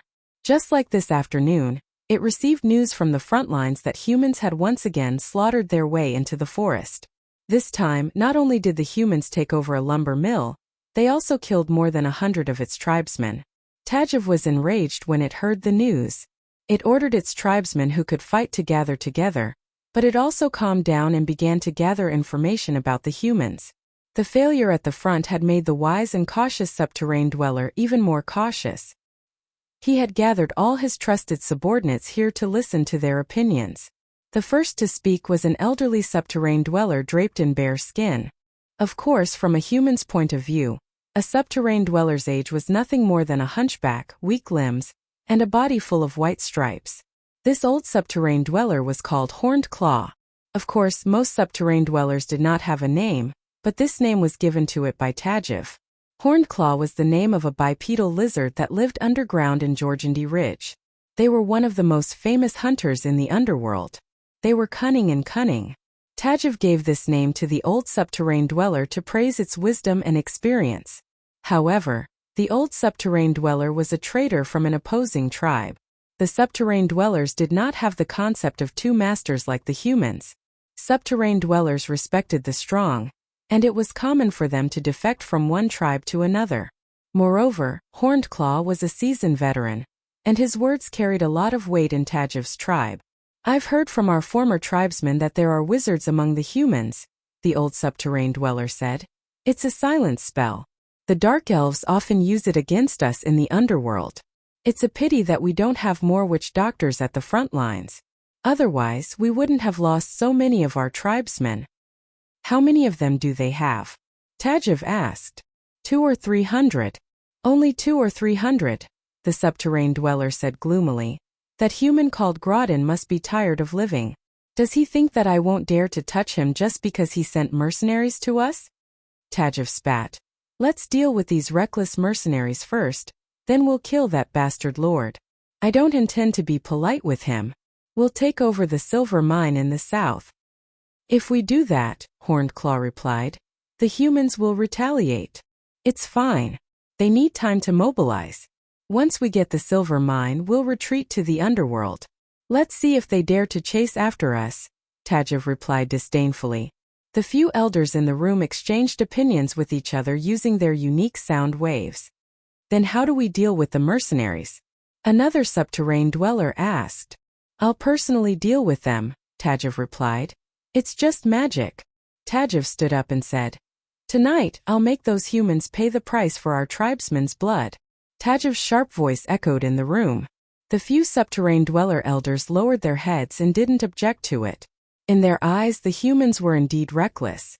Unlike what Tajiv had purposely spread, there were over 3,000 subterranean dwellers living in the Bearman Forest. In front of such a huge force, even the entire Trentheim army wouldn't be enough to deal with them. Of course, Tonajul might have Count Randner and Erwin behind him. However, Tajiv knew that Grodin would not be able to mobilize his troops in such a short time without leaking any information. The only people in Abes right now were the mercenaries that had gathered together. This was the same as the information they received. It seemed that Grodin had indeed mobilized the mercenaries to deal with them. However, if Grodin thought that he could shake their foundation, he would definitely pay the price. However, Tajiv would never have guessed that Grodin had already paid the price for his actions. However, it was not for the subterranean dwellers. The enemy standing in front of them right now was Brando, who was as familiar with them as they were with him. The direction of the battle had changed from the beginning. The battle at the Horseshoe Grass Sawmill had ended long ago. The subterranean dwellers left the camp in full force, leaving behind only the old and weak who were unable to resist. Even so, the mercenaries still paid the heaviest price in the battle for the sawmill. More than 30 were injured and 10 were killed. Yuta, Rabin, and Cornelius heaved a sigh of relief after the battle was over. They were people who were used to seeing life and death, so this small number of casualties was already somewhat unexpected. No, it was more like a miracle. If it weren't for Brando's familiarity with the underground residents, they wouldn't have been able to win, let alone pay such a small price. However, this battle with the subterranean dwellers was not within their expectations. Therefore, the three great commanders had mixed feelings at this moment. It could be said that they were not so willing to fight for the young lord. Baron Abes's territory shouldn't have anything to do with them, but for some inexplicable reason, they were tied together. Jana, Rabin, and Cornelius couldn't help but look at each other, but there was only bitter laughter in their eyes. If you want to know what will happen next, please go to www.chidian.com. There are more chapters. Support the author and support the original reading. Translator. Endless Fantasy Translation Editor. Endless Fantasy Translation. Chapter 261. That's ridiculous. The mercenary leader swept her fringe to the back of her head and looked at the mercenaries who were cleaning up the battlefield. I really don't know why we're fighting, but, she sighed. This result is still acceptable. Rabin looked at her and nodded. That young man is indeed outstanding as a noble, he replied. I've been disappointed in the nobles ever since I left Karsuk's army, but he seems to have changed my view of him a little. Being a retainer of a noble isn't necessarily a bad thing for a mercenary, but I'm still a little unwilling to do so. Humph. Cornelius snorted coldly. The silver-haired middle-aged man looked back at the two of them and bluntly said, It's just that your expectations don't match up with reality. If it was Grodin who recruited us instead of this young man, I don't think you would have been unwilling. It's just that our young lord's foundation is still shallow. You and I can see that he wants to use our strength to achieve his own goals. It's hard to avoid suspicion when you think about it, Cornelius said. If he only wants to use my men as a bargaining chip, I won't let him do as he wishes. Grodin is the ruler of a region, but this young man's actions are a little unique, Rabin replied. I don't care what I think of them, but I have to take responsibility for my subordinates. Yuta lightly snorted and turned her head away after listening to their conversation. She was different from the two of them. Her goal in establishing her mercenary group was to unite against the nobles' oppression, but she was disappointed that she had to deal with those filthy nobles. Her goal was to protect her only sister, but now she had lost her sister. She sighed and felt a little lost. She didn't know what goals she had left. But no matter what, she couldn't agree with Cornelius's words. The three of them subconsciously stopped talking and looked at the lumber mill. The Nightsong Tiger and his cavalry were slowly walking in. The young lord had arrived. Every mercenary subconsciously stopped what they were doing and raised their heads to look in that direction. The evaluation of a person's ability among the mercenaries was very simple. It was whether the leader had the ability to lead them to victory. Brando had already led everyone to miraculous victories twice in a disadvantageous situation. There were even rumors about the young lord's mysterious aura. And everyone knew that he was the one they would follow in the future. Cornelius, Yuta, and Cornelius did not stop this from happening. As a matter of fact, even they themselves could not see where this matter would lead them after the battle in Abes that night. But no matter what, if they left Brando, they would have to enter the dark forest. He was a unique and powerful lord who could bring them victory. Even though Count Ranner's shadow loomed over them like a dark cloud, there was at least a glimmer of hope. If Brando could bring them victory time and time again despite being at a disadvantage, then who could say for sure what would happen in the future? Even the three captains had a faint trace of blind anticipation in their hearts. Cornelius looked at the people gathered around him. He did not doubt that these mercenaries would cheer when Brando rode into the lumber mill. Mercenaries were not stingy with giving their heroes the highest respect. Their lives of swords and blades had nurtured their hot-blooded and boorish characters. But when the Nightsong Tiger and his riders rode into the lumber mill, everyone was stunned. Where was Brando? Other than the dignified and calm noble lady and the seemingly fearless merchant lady who was swaying on the back of her horse, there was no sign of their lord. What's going on? Yuta was the first to walk up and ask. Amandina glanced at her. It was not the first time the two of them had interacted. However, the experienced mercenary leader was unable to gain the slightest advantage in front of the noble's daughter. Amandina only replied indifferently. My lord has ordered everyone to set up defenses. The subterranean dwellers might finish gathering and attack in the second half of the night. She replied. The silence spell cannot be used again and again. My lord asked the wizards among you not to be stingy with their spell slots. Do your best to reinforce and increase the height of the surrounding fences. You must complete all of this before the Sorcerer King rises into the night sky. Yuta was taken aback. She suddenly realized something and was about to speak, but Rabin, the leader of the Firebrand mercenaries, walked up to her from behind and patted her shoulder to calm her down. The tall man raised his head and looked at Amandina on horseback. Miss Amandina, when will the Lord return? He is the only one here who is most familiar with the subterrane dwellers' tactics and habits. Without him, we might not be able to last through the night. It's fine with me here, Amandina replied. My lord said that if you can last through the night, he will give you a victory. Last through the night? Cornelius frowned. That's easy for you to say, Miss Amandina. From the previous battle, the number of subterrane dwellers in this forest is probably more than 1,000. I don't believe that they would station a third of their forces in the outermost lumber mill, especially for a tribe that is constantly on the battlefield. Amandina's expression did not change. My lord, there is a price to pay for everything, the Roman added with a smile. For a businessman, risk and opportunity exist together. But my aunt once said that the difference between people is that the smart ones are bold and cautious. My aunt also said that even a small Roman can become a smart person. Cornelius did not reply after hearing this, but he did not refute either. It could be considered as a tacit agreement. What do you think? Yuta turned her head and asked Rabin in a low voice. What else can we do? Rabin replied. That young man doesn't believe us, but he is telling us that he is willing to trust us. Now that the choice is in our hands, it is up to us to decide what to do. The old soldier smiled. What a confident fellow. He's as arrogant as those Bulsh *T nobles. What do you mean? Amandina was surprised. It means that he doesn't agree with our thoughts, Rabin replied. We think that he wants to rely on us, but that young noble is telling us that he is fine with us, but he is still giving us a chance to choose. Tisk, Yuta glared at Amandina. How arrogant. I hope that he will be able to resolve this matter. If we defend here for a night, he can bring us victory without sacrificing a single soldier. Does he really think that he is a benevolent king? Amandina snorted lightly.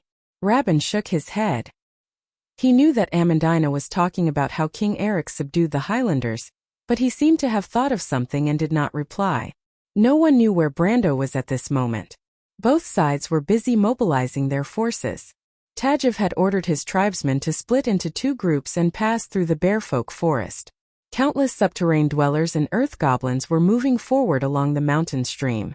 From afar they could see a vast expanse of gray. There were also a few goblin knights in the midst of the horde. They were not creatures of the underworld, but the goblins and subterrane dwellers who had allied together. However, Brando pretended that he did not see them. He placed one hand on the trunk of a beech tree and looked down the slope.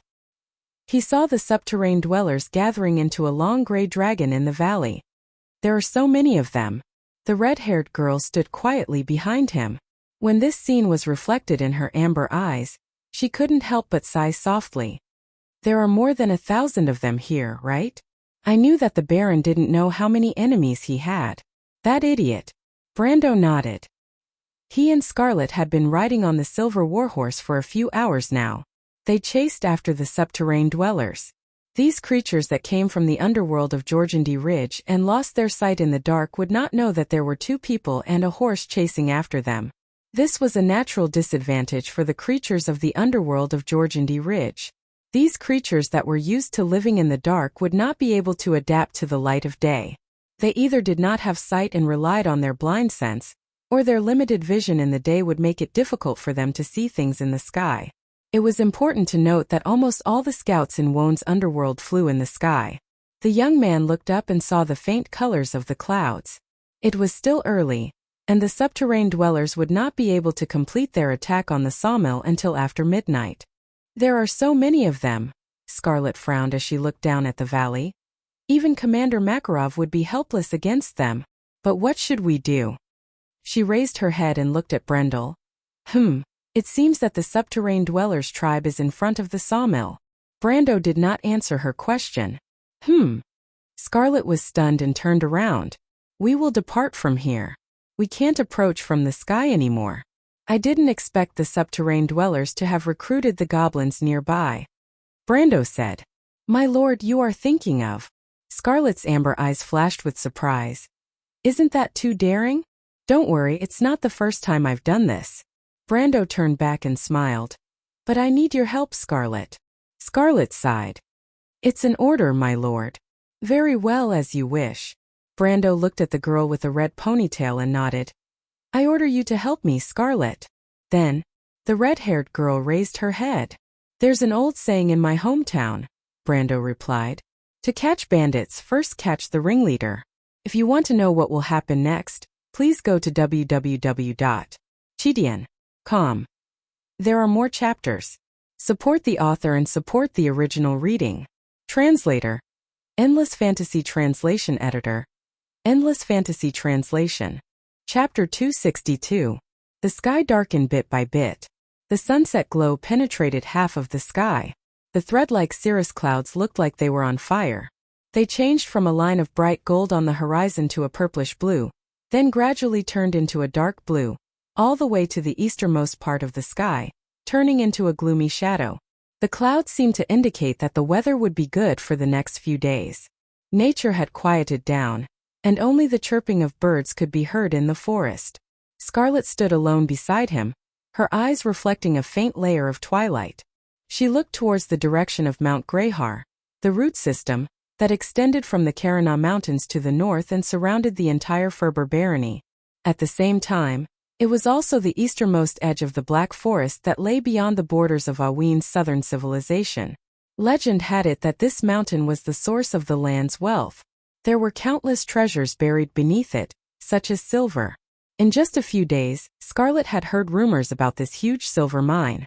Even though only a small part of it was in Tanajal, it was enough for Groton to spend freely. But this mountain, which was sacred and silent in the eyes of the locals, seemed to be hiding a huge beast in her eyes at this moment.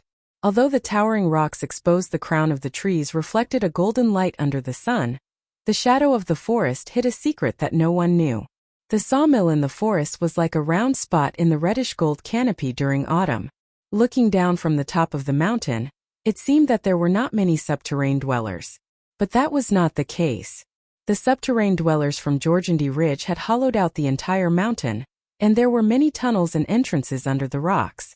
To enter the valley, it was difficult to avoid passing through these areas that were closely monitored by the subterranean dwellers. Scarlet turned her head back. It had been a few hours since Brando confirmed the plan, but they did not move further than a few hundred feet along the valley. In fact, it was only under her constant urging that the young lord unwillingly moved his position.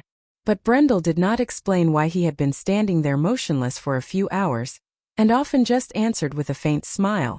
This guy. The red-haired girl didn't show any reaction on the surface, but she turned around and lightly kicked the tangled roots of the black pine. Since the plan had been confirmed, what was she waiting for? Whether it's that to catch bandits, first catch the ringleader, or an assassination, how long do I have to wait? She frowned, not liking the feeling of wasting time at all.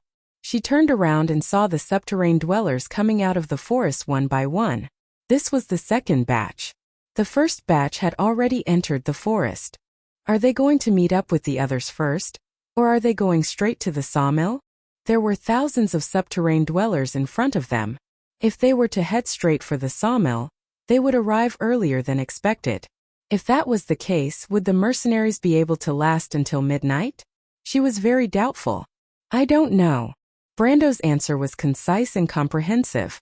Shifeng truly had no idea. He wasn't a military genius, and he was only familiar with the habits of the subterranean dwellers. As for what the other party's decision would be, Shifeng had no idea. Then, my lord, the sun is about to set. Didn't you say that we would wait until evening? Brando was surprised. Did I say that? Of course you said at that time. Oh, Brando interrupted her.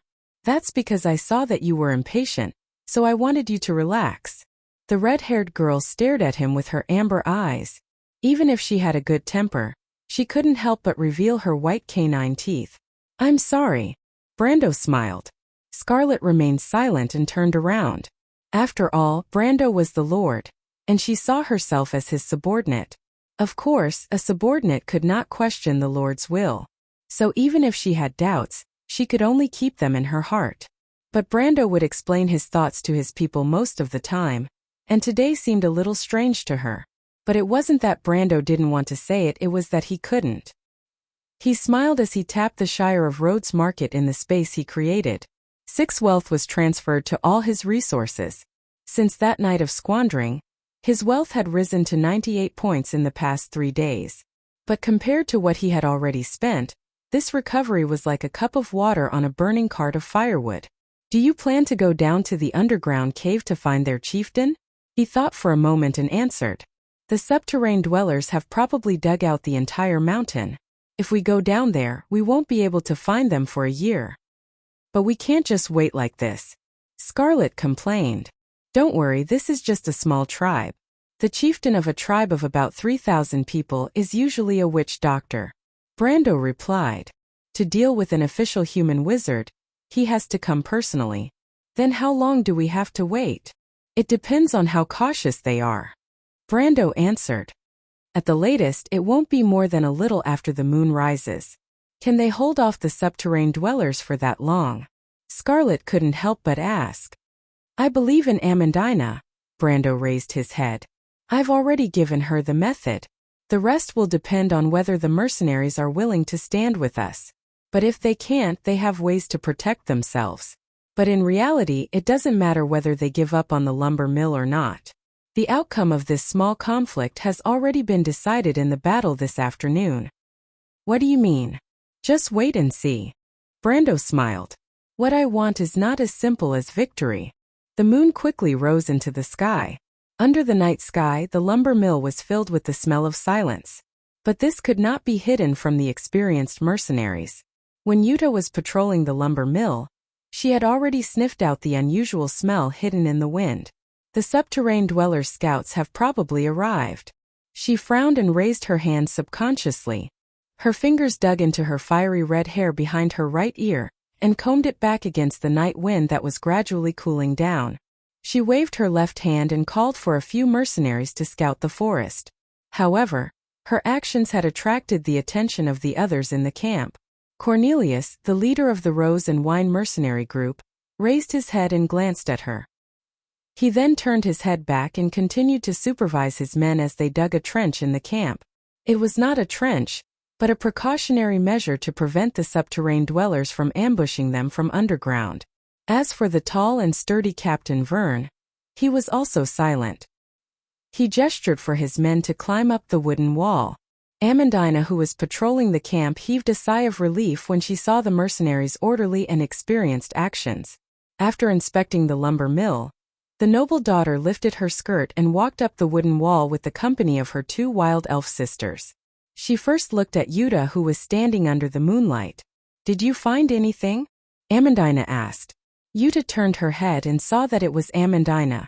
She did not seem surprised, but she did not seem to be interested either. There are things in the forest. Perhaps they are subterranean dwellers or other beasts. I've already sent people to check it out. Subterranean dwellers? Amandina was slightly surprised, but she did not show it on her face. They came so quickly. Perhaps. Amandina emphasized.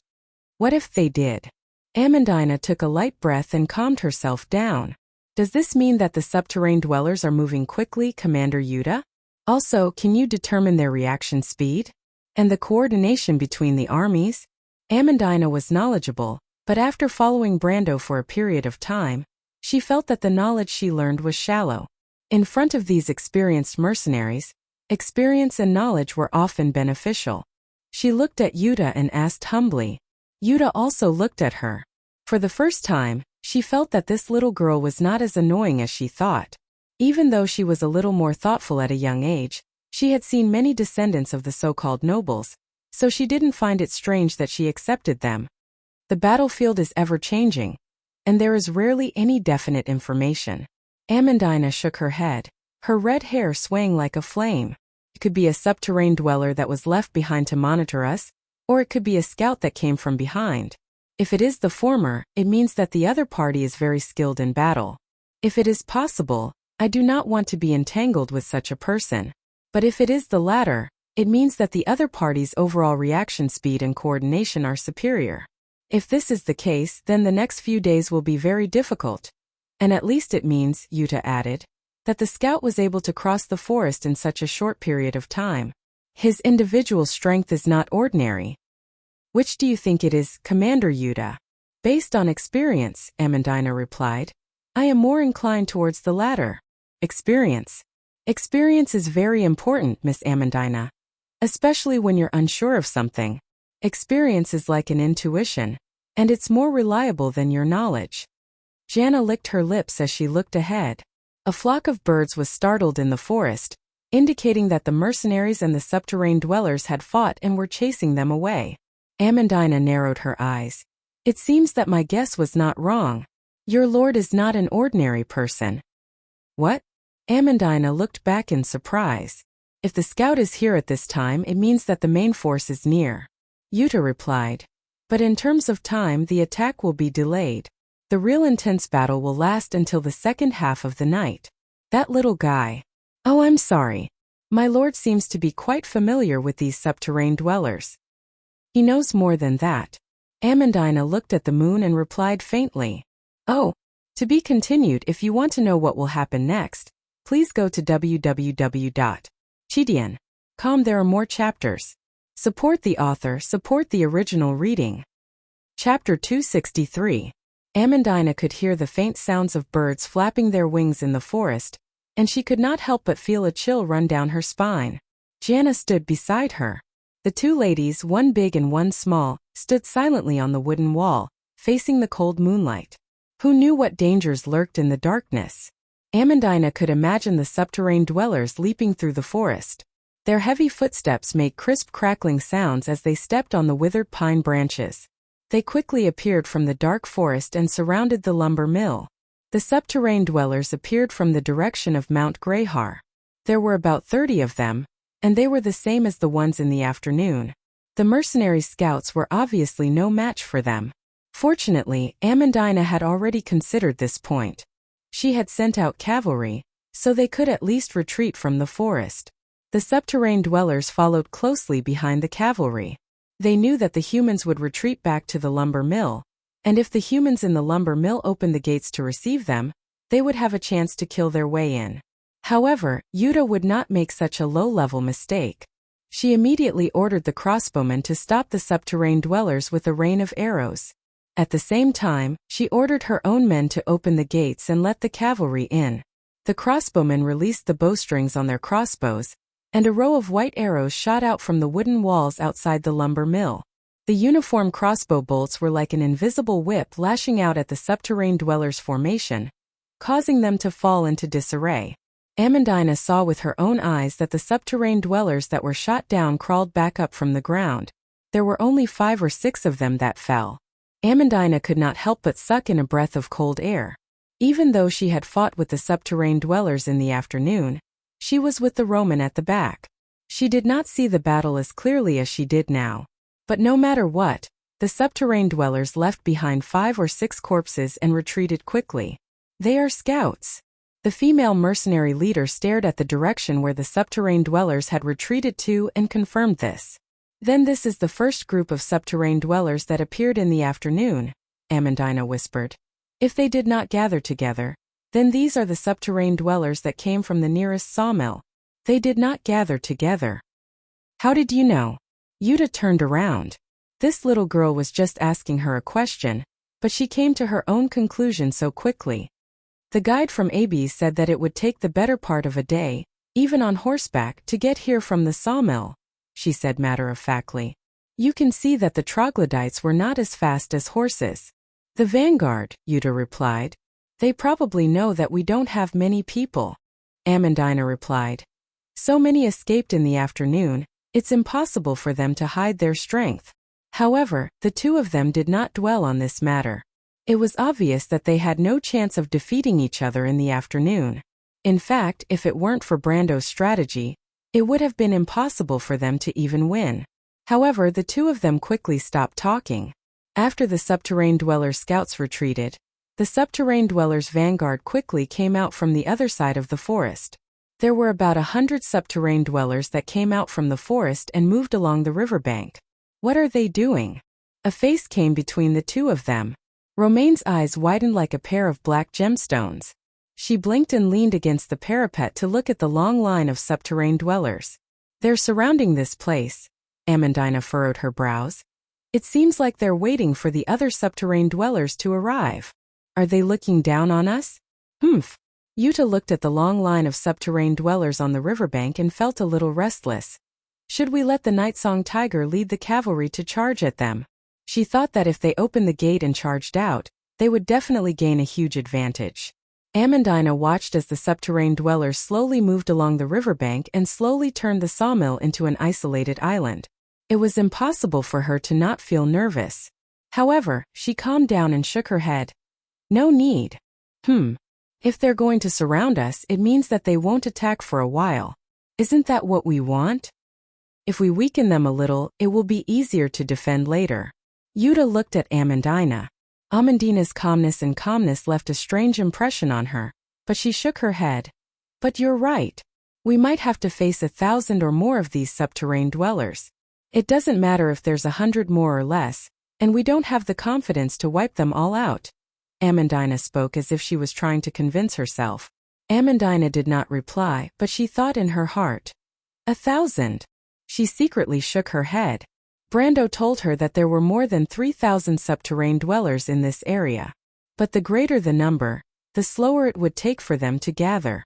She estimated that the number of subterranean dwellers outside the sawmill would be more than half of this number. The only thing left was to hope that the subterranean dwellers were not good at fighting on the surface like Brando said. Amandina was a little nervous, but on the other hand, Brando had never boasted before. The silver moon rose higher and higher in the mountains. When the moonlight illuminated the valley, Brando finally found his target.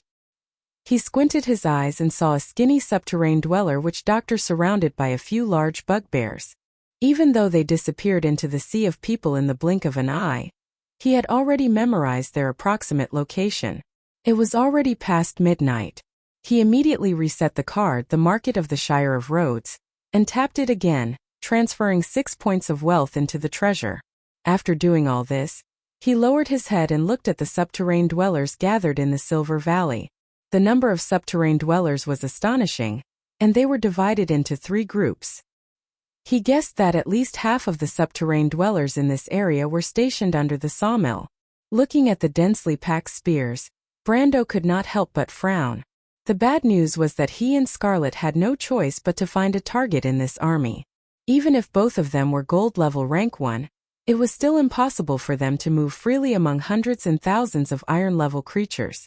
The good news was that it was easier than going around in circles in the underground tunnels dug by the subterranean dwellers. Brando had once been a hot-blooded, impulsive person. He and his companions in the game were like Scarlet, charging in without any hesitation. The difference was that he was here to stop the red-haired girl, but there was no one to stop them at that time. Of course, the result was that they were lost for almost a week. He stood up and waved at Scarlet, who was bored out of her mind. Come with me. You're making a move? The red-haired girl was stunned. Brando nodded. The two slid down the hillside silently. The dense growth of the subterranean tree hid their figures, but it was unnecessary. The subterranean dwellers did not rely on their eyesight. Their sharp hearing allowed them to catch the light footsteps of humans from hundreds of meters away. But that was only for ordinary people. When Brando and Scarlet came out of the forest one after another, the first to notice them were the bugbears at the edge of the forest. The bugbears with flails were obviously shocked when they saw the man and woman. They rarely experienced such a situation. At first, they took a little time to think about how to deal with the situation, but then they immediately let out a deep roar. The roar echoed throughout the valley. Clang! Brando cut the meteor hammer that was flying towards him in half with his sword. He tilted his head slightly and let the weapon fly past him. Then he looked up again. Probably realizing that their attack did not work and guessing the opponent's strength, the subterranean dwellers and the bugbears in his field of vision became restless. The news spread like a plague among these strange creatures, but the transmission of the news took time, and the reaction took even more time. But Brando had calculated the distance between him and the subterranean dweller witch doctor. He flicked the blade of his sword with his left middle finger and leveled it, drawing a long silver line from left to right. The wind pressure was released from the blade. It first passed through the few bugbears like wheat stubble left behind by a scythe. These burly bugbears fell like scarecrows and were cut in half at the waist. Blood spurted out from their wounds. A large number of subterranean dwellers were swept away. The attack scared the subterranean dwellers. Although the division of strength between Georgandy Ridge and the surface world was different, the strength of a gold rank 1 was enough to create a deterrent effect no matter where it was. The subterranean dwellers immediately screamed in horror. To Brando it sounded like meaningless noise and screams. They then retreated like a receding tide away from Brando. This was even more exaggerated than in the game. Although there was such a thing as morale in the game, it wasn't as ridiculous as this. Brando didn't expect his attack to have such an effect. Even he was surprised. However, this was a good thing. He immediately followed the direction where the subterranean dweller retreated. Scarlet followed closely behind. At this moment, witch Dr. Tajev finally discovered the source of the chaos. It shook its huge head, which was unique to subterranean dwellers. At first, its mind was filled with anger and dissatisfaction towards its subordinates. 2 mere humans were able to mess up the team that it had painstakingly assembled. However, it immediately realized that the 2 humans were coming in its direction. And it was extremely fast. It knew this from the feedback of the sound waves it emitted. In just a few breaths, the distance between them had shrunk by several tens of meters. This was not a good sign. Tajev panicked. P.S. I think everyone should be as unhappy as I am right now. Chapter 264. However, after a brief moment of chaos, the subterranean dwellers quickly regained their composure. Tajev's anxious heart finally calmed down. There were many rumors about the people on the surface of the Georgandy Ridge. Some of them described their greed. But there were also legends and stories about how powerful the surface empire was. The witch doctor who came from the Georgandy Ridge was deeply influenced by these legends, and believed that the surface world was a dangerous and barren world. However, it soon became disdainful because the humans of Tanajul gave it an extremely negative impression. In Tajev's eyes, the human army was weak, powerless, and lacked discipline. His tribe was one of the weakest in the underworld, but they easily defeated Baron Grodin's army. At first, the subterranean dweller leader was suspicious, and thought that the humans had set a trap for them to fall into. When Grodin's envoy secretly came to its door, it even suspected that the human noble outside the forest was lying to it. In the end, Tajev's suspicions were proven to be unfounded. It turned out that the legends about the human empire on the other side of the Georgandy Ridge were just stories that were used to scare children. However, greed did fit the description of the human race. After a brief moment of shock, its initial cautiousness was replaced by an inflated ego. It began to expand unscrupulously in the forest and took over all of the lumber mills. It even wanted to use the forest as a foothold to expand and conquer Grodin's territory. However, the humans' terrifying numbers made it give up on the idea. Of course, this did not change Tajev's impression of the humans as weak. In its opinion, the mercenaries only managed to take over the lumber mills because the enemy's wizards played a miraculous role in the battle. However, as long as it took action, it would be able to teach the enemy a lesson. Those cowardly and greedy humans indeed needed blood and fists to teach them a lesson. Tajev couldn't help but think angrily. It had already subconsciously treated these surface people as some sort of inferior life form or aboriginals. However, the 2 humans who dared to attack its army gave it a shock. The subterranean dwellers who retreated from the front lines used their low-frequency screams to inform it that the 2 humans were very strong, perhaps as strong as a slave master. In the Georgandy Ridge, the title Slave Master represented the strength of a gold-rank creature on the surface world, such as the Minotaurs or the Golden Dwarves who lived in the labyrinth. Tajev's hair stood on end. This was an instinctive reaction for the subterranean dwellers. It knew that these 2 creatures were the 4th-ranked creatures in the hierarchy of the underworld. Even the subterranean dwellers had to look up to them, let alone Tajev. But now, it was neither the bullhead gladiator with a double-edged axe nor the golden dwarf who lived in the Golden Hall. Tajev's armies and Grodd in its eyes were humans. Humans were humans were humans were humans were humans were humans. But they are humans who lack probability. They actually dared to challenge the entire army alone. Tajiv didn't really care. Thought that the natives were natives after all. They lacked a systematic battle strategy. In the underworld, war had developed into an art. Even though it had only learned the basics, it was enough to look down on these barbarians. It immediately raised its flag and ordered its own kind to surround the two humans. Even if they were slave masters, it was still impossible for them to fight against an army of humans alone. When the subterranean dwellers started to panic, Brando's attack was still going smoothly. He looked up and saw that among the subterranean dwellers who were moving in all directions, there was a conspicuous goat head emblem. It was the emblem of the subterranean dwellers' tribe leader, and it was only 100 meters away from him. But as the subterranean dwellers retreated, they finally encountered the subterranean dweller warriors behind them. These tall, burly subterranean dwellers with purplish-red tumors on their bodies mercilessly whipped their companions with the spears in their hands to wake them up from their panic and return to their posts. The subterranean dwellers screamed and were driven back. So Brendel soon found himself facing the Jorgandi Ridge's regular army that had been driven back. They lined up in a row and tried to pass him a spear with their weak forelimbs, but to be honest, it was hard to say that it was an effective attack. Brando easily swept away these inferior spears.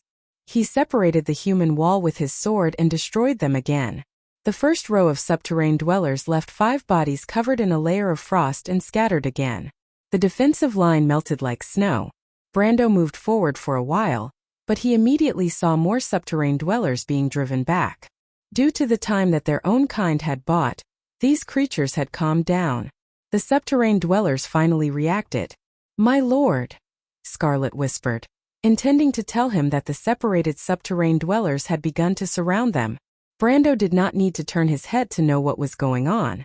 The sea was pressing in from all directions, but the two of them realized that they were only a dozen meters away from the enemy's formation. Gradually, they started to feel resistance. 2 to 3 subterranean dwellers screamed and ran toward them. Their strong hind legs allowed them to exert great strength on the tip of their spears like a galloping cavalry. This kind of attack was completely different from the previous one. After blocking 2 or 3 attacks, Brando could not help but feel a headache. He saw Tajiv's goat head was moving in the opposite direction. It was either to the north or the northeast. In short, it was difficult to distinguish the direction in the chaos. At first, Brando could not help but reminisce about his first plan.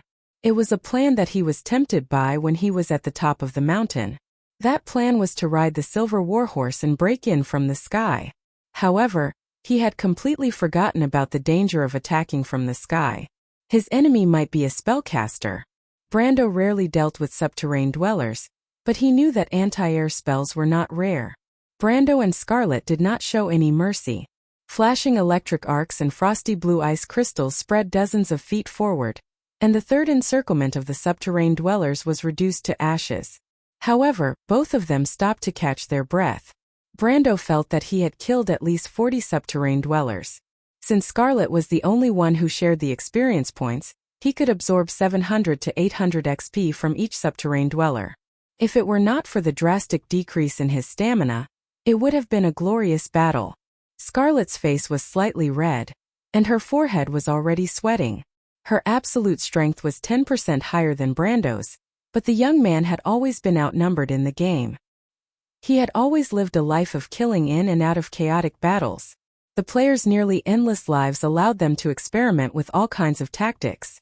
Hence, the accumulated experience allowed Brando to preserve his stamina as much as possible in such a situation. However, his face didn't turn red, and his heart didn't skip a beat. When the red-haired girl saw his calm expression, she couldn't help but feel a little admiration for him. As expected of Sir Monarch, she thought. However, Brando calmed himself down and listened to the low-frequency vibrations around him. He used his sword to push back the subterranean dwellers and carefully captured the sound. It sounded like a branch of Draconic, and should not be within the range of human hearing. However, there was a setting in the amber sword that when perceptive sense was increased by 1 Oz, the amount of sound that could be captured by the human ear would increase exponentially. At this moment, Brando's perceptive sense was already as high as 20 Oz. Soon he heard the unique sound. It was the subterranean dwellers in the army communicating with each other in their special way. They were also relaying orders to the subterranean dwellers. Brando did not understand the subterranean dwellers' language, but he could guess what they meant. He knew that as long as he disturbed the command nodes hidden in the army, the subterranean dwellers would automatically fall into chaos. To the players, this kind of technique was already considered a cliché. He quickly located the source of the sound. He turned his head to the side and sensed that there were 3 to 5 sources of the sound behind the large group of subterranean dwellers. Judging from their movements, they were forming a 4th encirclement. "Scarlet!" he immediately shouted. "Open a gap in that direction." Scarlet was slightly stunned. Her blazing amber eyes looked in the direction Brando's sword was pointing. There, the subterranean dwellers were gathering. A large group of more than 100 subterranean dwellers quickly formed an impenetrable defense line. It was obvious that the subterranean dwellers behind them had sensed Brando's killing intent. However, their actions had also attracted Scarlet's attention. Their actions seemed to indicate that there was something important hidden behind the defense line. The girl swung her long red ponytail. Without further prompting, she swung her spear forward. An arc of lightning flashed in the darkness. Dazzling electric sparks pierced through the 3 subterranean dwellers who were blocking the perimeter, and immediately penetrated their bodies. The lightning spread out like a fan. After a loud explosion, the subterranean dwellers fell backward in a huge fan shape. The ones in front were charred black, while the ones behind were paralyzed and could not move. When the gap was opened behind the layers of human wall, Brando narrowed his eyes and finally saw the few tall Muru dwellers behind the subterranean dwellers. However, the subterranean dwellers on both sides were closing in.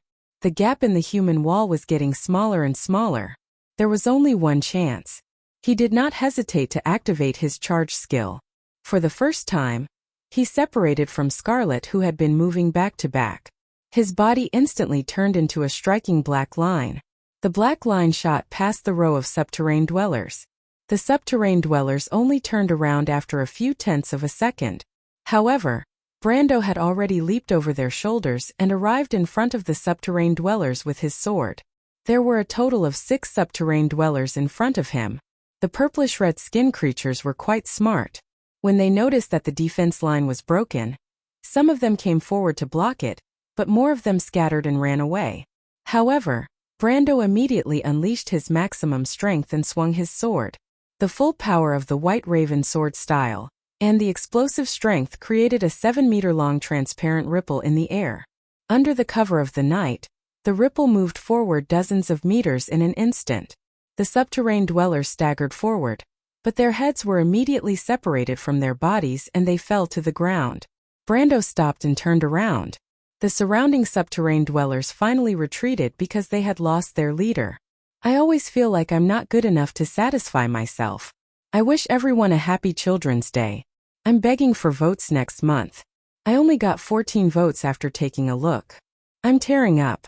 If you want to know what will happen next, please go to www.chidian.com to read more chapters. Support the author, support the original reading." Chapter 265. A ball of lightning burst out from the darkness like a bright firework. The dazzling electric sparks pierced through the 3 subterranean dwellers and penetrated their bodies. The lightning was like a fan that spread out in all directions.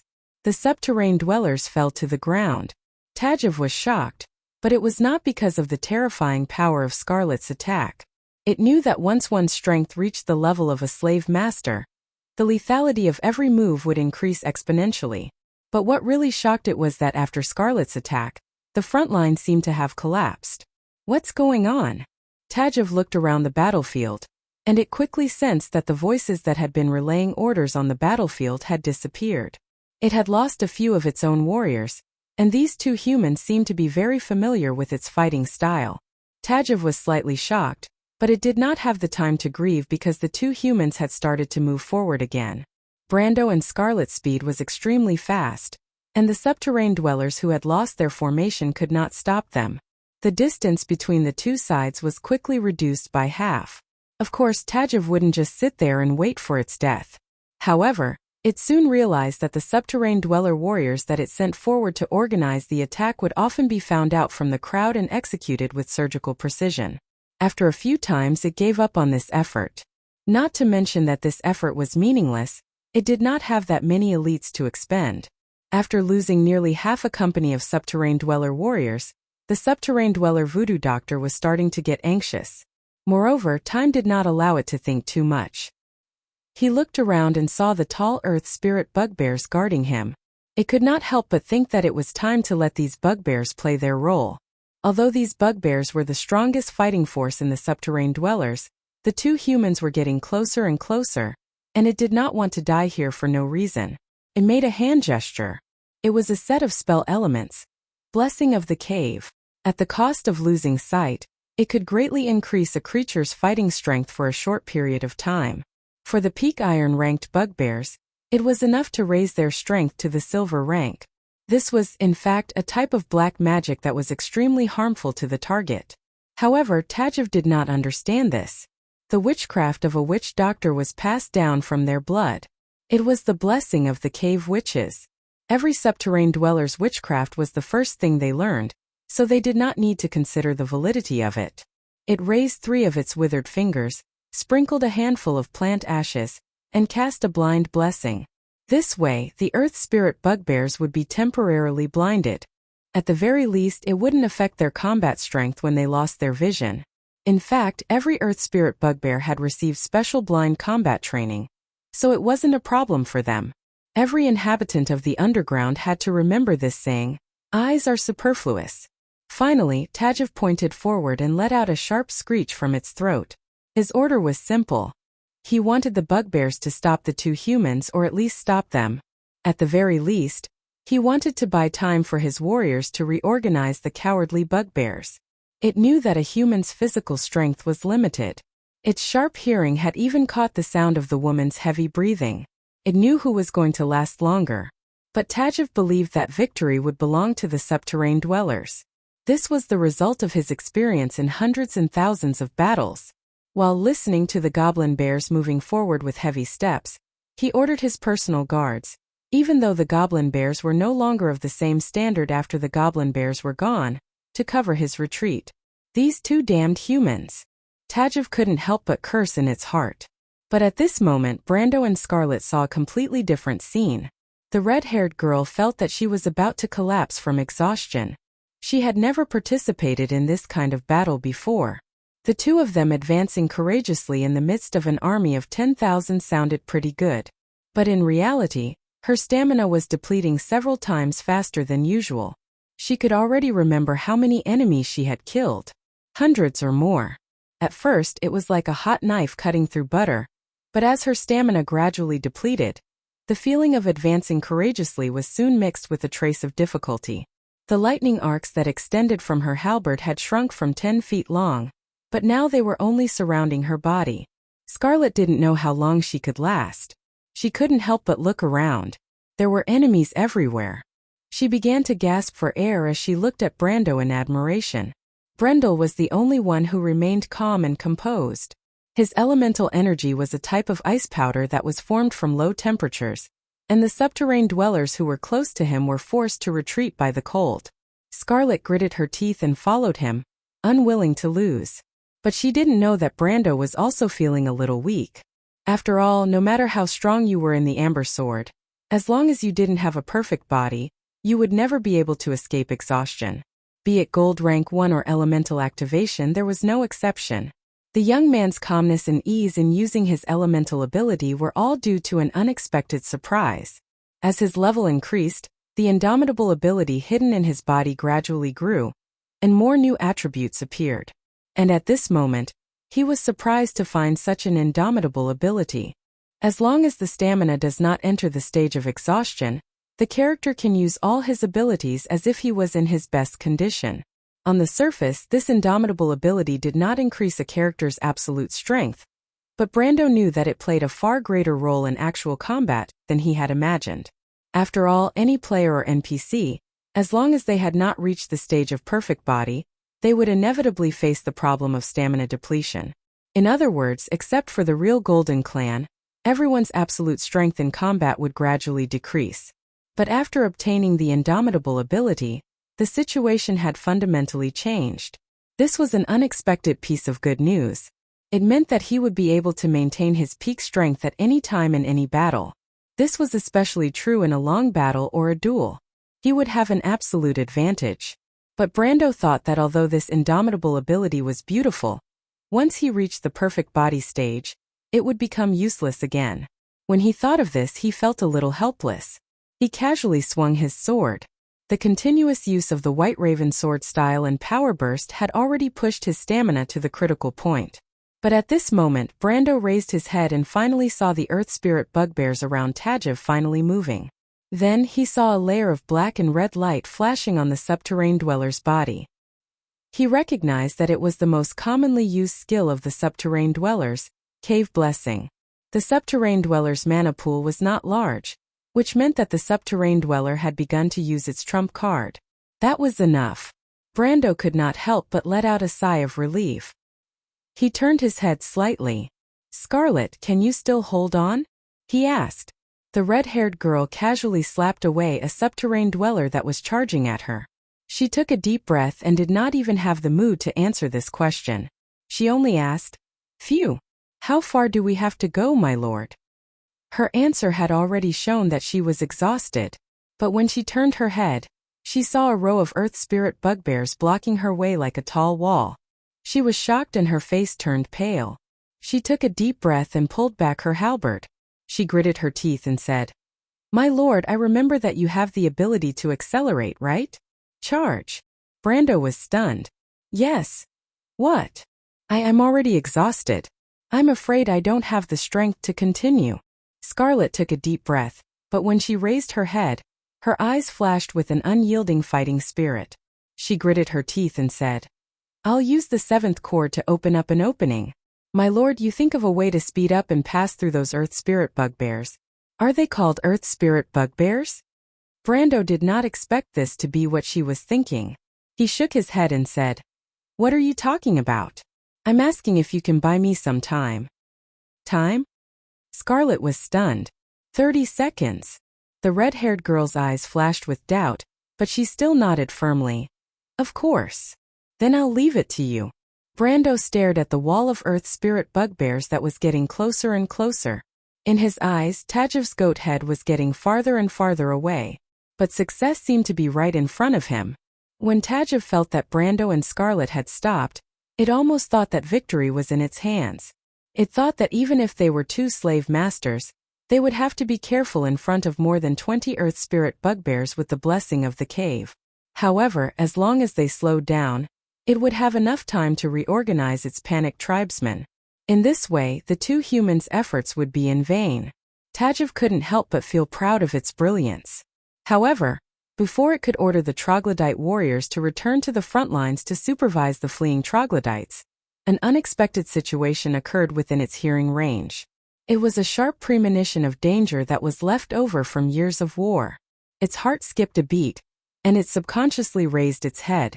Although it lacked vision, it could feel that there was an uninvited guest in the air from the feedback of the sound wave. It did not know what it was, but it had never heard of this special echo before. It was soft with a hint of chaos, as if it was stirring up the air and creating a vortex in the wind. It was the sound of wings, but it was much louder than the sound of birds. Tajiv suddenly remembered a legend about the surface world.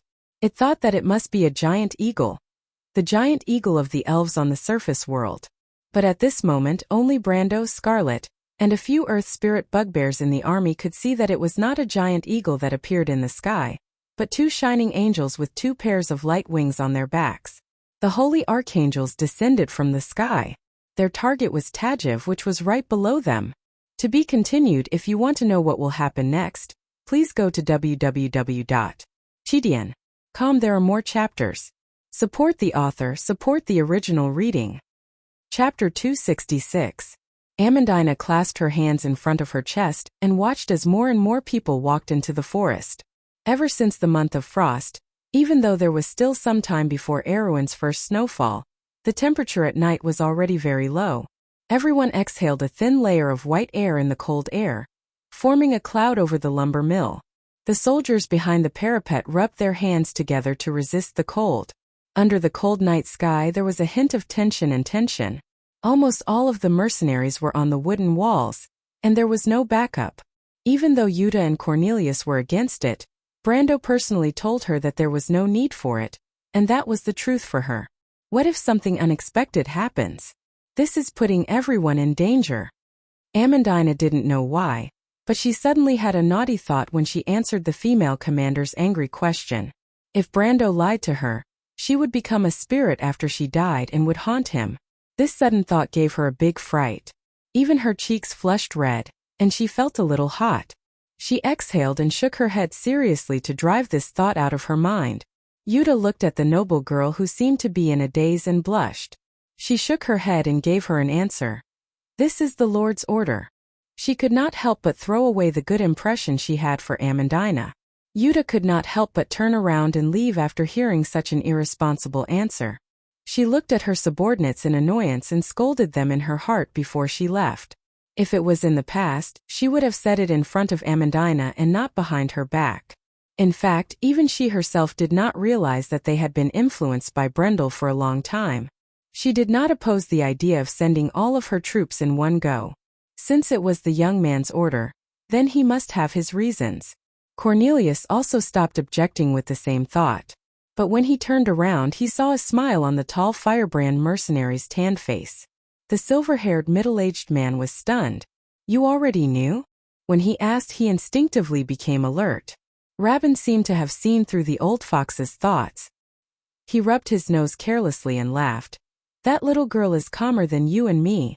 Do you think she's someone who would randomly give orders? The only one who can order her around is the young overlord. You're quite observant. Cornelius snorted. Same to you.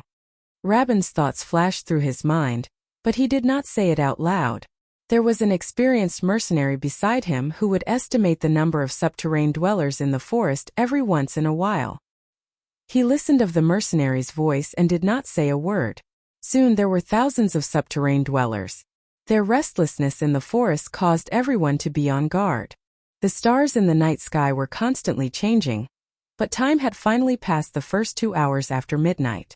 Amandina was at a disadvantage as she struggled with fatigue and the Roman's strange questions. But just as she was about to yawn, she heard a series of strange sounds. It was the sound of the surrounding mercenaries raising their crossbows. Amandina immediately shuddered. She raised her head and saw that the subterranean dwellers were finally moving. They walked out of the forest in rows, and there were 2 bugbears who raised their huge wooden shields to protect them. Do you have any siege weapons? The mercenaries asked each other from the top of the walls. No, I don't see any. The scout's voice immediately came from the tower. Almost everyone breathed a sigh of relief. My lord guessed it again. Amandina stood behind the parapet and thought to herself with a calm expression.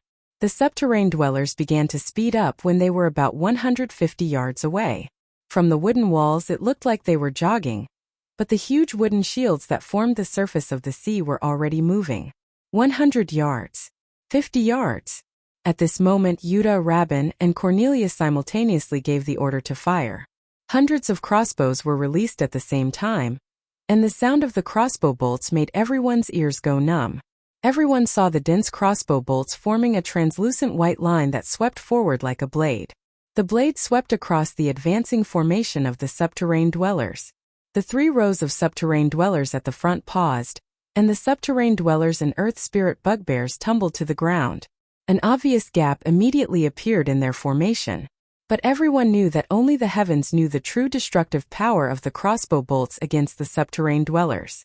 They did not have the time to load the second crossbow bolt, and the subterranean dwellers behind them rushed forward to fill up the gap in front. In just a few moments, the subterranean dwellers had already killed their way to the wooden walls outside the sawmill. The wooden wall was made up of 4 layers of logs, and the space between each layer was filled with mud. For a lumberyard, the 3 commanders thought that the subterranean dwellers were simply wasting their raw materials by building such a fortification. However, when the bugbears raised their wooden shields and rammed into the wall, they began to regret this thought. The heavy subterranean dwellers took huge steps forward, and the weight of the wooden shields in their hands caused the wooden walls to creak. Some of the logs even began to tilt backwards. One had to know that the logs had been driven deep into the ground for nearly a third of their length. Everyone could hear the creaking of the wooden walls under their feet, and it was simply terrifying. In comparison, the subterrane dwellers who stepped on the wooden shields and used their powerful hind legs to leap up the walls were completely harmless. The mercenaries did not hesitate to chase the uninvited guests down the wooden walls, but the subterrane dwellers' attack was not over yet. Soon the mercenaries on the walls screamed, "They're digging a tunnel!" The Night-Song Tiger ordered Amandina to retreat a little, and the captain of the mercenaries of Lopez placed his hands on the parapet wall and looked down. Under the cover of the wooden shields raised by the bugbears, the subterrane dwellers were digging rapidly. Their speed was astonishing, and they lived up to their name as the subterrane dwellers. However, there was no kerosene in the sawmill, and even stones were pitifully scarce. The mercenaries tried to throw logs down, but the logs were useless against the bugbears. Fortunately, they had a backup plan. A portion of the mercenaries immediately followed the original plan and retreated to the trenches that they dug in the afternoon. The trenches were specially dug to deal with the subterrane dwellers' tunnels. According to Brando's instructions, each of the trenches was several meters deep.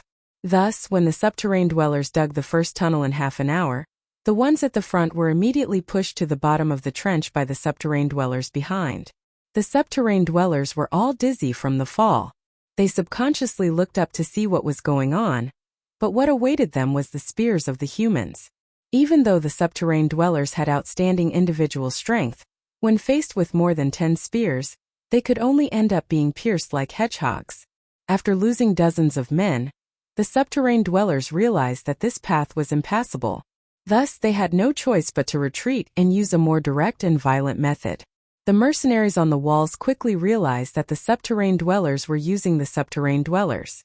The subterrane dwellers were building a human ladder. It was an effective method, but the only flaw was that they had to abandon the bugbears. The bugbears squatted at the bottom of the human ladder and raised their wooden shields to form a platform for the subterrane dwellers to reach the outer walls of the wooden fort. Net. Amandina raised her eyebrows and immediately shouted when she saw the situation. Cornelius and Rabin, who were by her side, immediately passed down the order. In an instant, the wooden walls outside the lumber mill were filled with the sound of orders. In the next moment, the mercenaries erected a large net made of wooden frames and extended it out of the walls. It was like a giant bat that covered the subterrane dwellers. The net was made of simple oil ropes that were used to form the frame of the net. These ropes and the wooden frames that formed the net were made from local materials and could be found everywhere in the lumber mill. These simple nets might seem laughably crude in a battle between humans, but they were effective against the subterrane dwellers who were not proficient in sieges. While the subterrane dwellers were climbing up the walls and dealing with the nets, the mercenaries were able to take advantage of the high ground and wait for the subterrane dwellers to exhaust themselves. The subterrane dwellers quickly suffered heavy losses. Yuta and the other two could not help but click their tongues in amazement when they saw this scene. It was simple but effective. It was different from the tactics of the regular army. It did not seem like a method that a noble or a knight would come up with, but it was more like an emergency plan that the experienced mercenaries would come up with. However, this was the defensive strategy that the young lord had instructed them to use. It made them feel a little surprised, but they did not know that the players in the game had invented many of these tricks. Relying on the simple nets, the mercenaries repelled the subterrane dwellers several times in a row. However, the battle had unavoidably reached a climax. The large net made of oil ropes was not unbreakable. As more and more subterrane dwellers broke through the net, the battle on the wooden walls finally began to draw blood. For the first time, the humans suffered losses, and the number of casualties was rapidly increasing. In a direct battle, the subterrane dwellers' advantage in single combat was gradually revealed. The mercenaries retreated step by step. As more and more subterrane dwellers surged up the walls, they realized that their previous advantage no longer existed.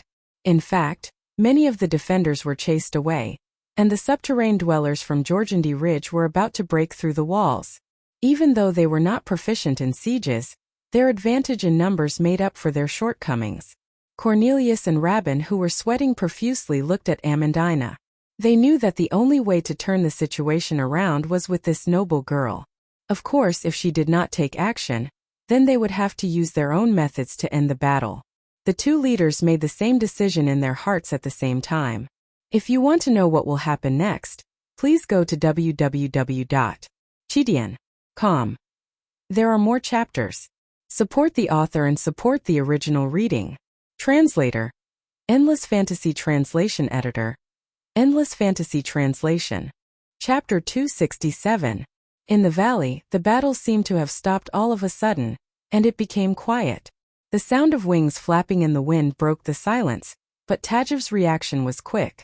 In the dark underground of Jorgandi Ridge, there were creatures with the ability to fly, such as harpies and some dragon-like creatures. Among the spells passed down from generation to generation, there were some that were specifically used to deal with the enemy's aerial forces. For example, a large number of anti-flight spells, just like what the subterranean dweller witch doctor was doing. It raised 3 fingers with its index and middle fingers pointing forward, forming a triangle with its thumb. Tusdom. Domain of Stagnation. Tajiv accurately read out the 2 runes with its sharp voice. The anti-flight spell used by the witch doctor was a type of rune spell. Legend had it that the 2 runes were once in the hands of the witch Northwind, but they were lost in the land. Since then, the runes had been widely spread and were used by mortal spellcasters. In short, Brando understood that the 2 runes were meant to seize control of the air from the Northwind spell. Depending on the power of the spellcaster, the area of restriction would be different. For a low-level witch doctor like Tajiv, he could not deprive more than 10 units of the ability to fly. Moreover, it was unlikely that he could cast a second spell. Brendel raised his head and saw that the space in front of the goat's head had stagnated. The 2 archangels seemed to have been locked down by some kind of invisible spell.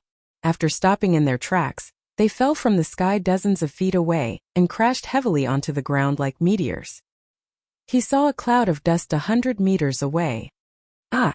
Scarlet's eyes reflected the same scene, and she couldn't help but cry out in shock. She was distracted for a moment, and the earth spirit bear in front of her hit her with its flail. Don't be distracted, it's fine over there. Brando supported Scarlet, who was staggering back, and his expression showed that he was not too worried about the angels he summoned. He retracted his gaze from that direction and asked, "How are your injuries?" Scarlet shook her head. The bugbear goblin's attack was merely a beginner silver-level attack. It was not very effective against a gold-level rank 1. Moreover, she had the physique of an oracle, so her recovery and defense were much better. Brando nodded and helped the red-haired girl to her feet. He frowned as he stared at the approaching row of earth spirit bears. Compared to Tajiv's predicament, his current situation wasn't optimistic either. He looked at the encirclement and ordered in a low voice, "Retreat." Retreat? Scarlet was taken aback. It had not been easy for them to carve a bloody path out of the tens of thousands of soldiers to get here. They were less than 100 meters away from the flag of the subterranean dweller leader. If they retreated now, wouldn't all their efforts be in vain? She could not help but look at the 2 angels suspiciously. Did the Lord trust them that much? After all, their goal was not as simple as killing Tajiv. However, after losing the ability to fly, she found it hard to believe that they could still accomplish their goal. "Sir Lord, listen to my orders," Brando said in a deep voice. Scarlet was slightly startled, and after hesitating for a moment, she had no choice but to nod. On the other side, just as Brando expected, Tajiv was also in trouble. As a subterranean dweller, it was a tribal leader and had seen many things. However, its knowledge was limited to the underground of Jorgandi Ridge. Just like how it faced the harpies from the dark swamp, there were no other creatures in the underground of Jorgandi Ridge other than the harpies. However, it was proud of the fact that it not only knew about the harpies, but it also knew about the feathered serpents and a legendary large bird on the surface. Giant eagle. The giant eagle of the wind elves. There were records of this creature in the history of Tajiv's ancestors. It was a record of a war on the surface world. Although Tajiv didn't know why his ancestors would come to the surface world like it did, in that oral history, the creature that could fly higher, bigger, and more ferocious than the harpy had left a deep impression on Tajiv. Therefore, when the sound of the wings rang out, it immediately had such a conditioned reflex in its heart. It knew that whether it was the giant eagle, the feathered serpent, the harpies, or the dragon-like creatures in the underground world, they all had one thing in common. Once they lost their ability to fly, they would have a hard time moving on the ground. Tajiv even went one step further. It subconsciously thought that all creatures with the ability to fly would become clumsy once they lost their ability to move. It was just like how a subterranean dweller would still stumble in the air, even if it had the ability to fly.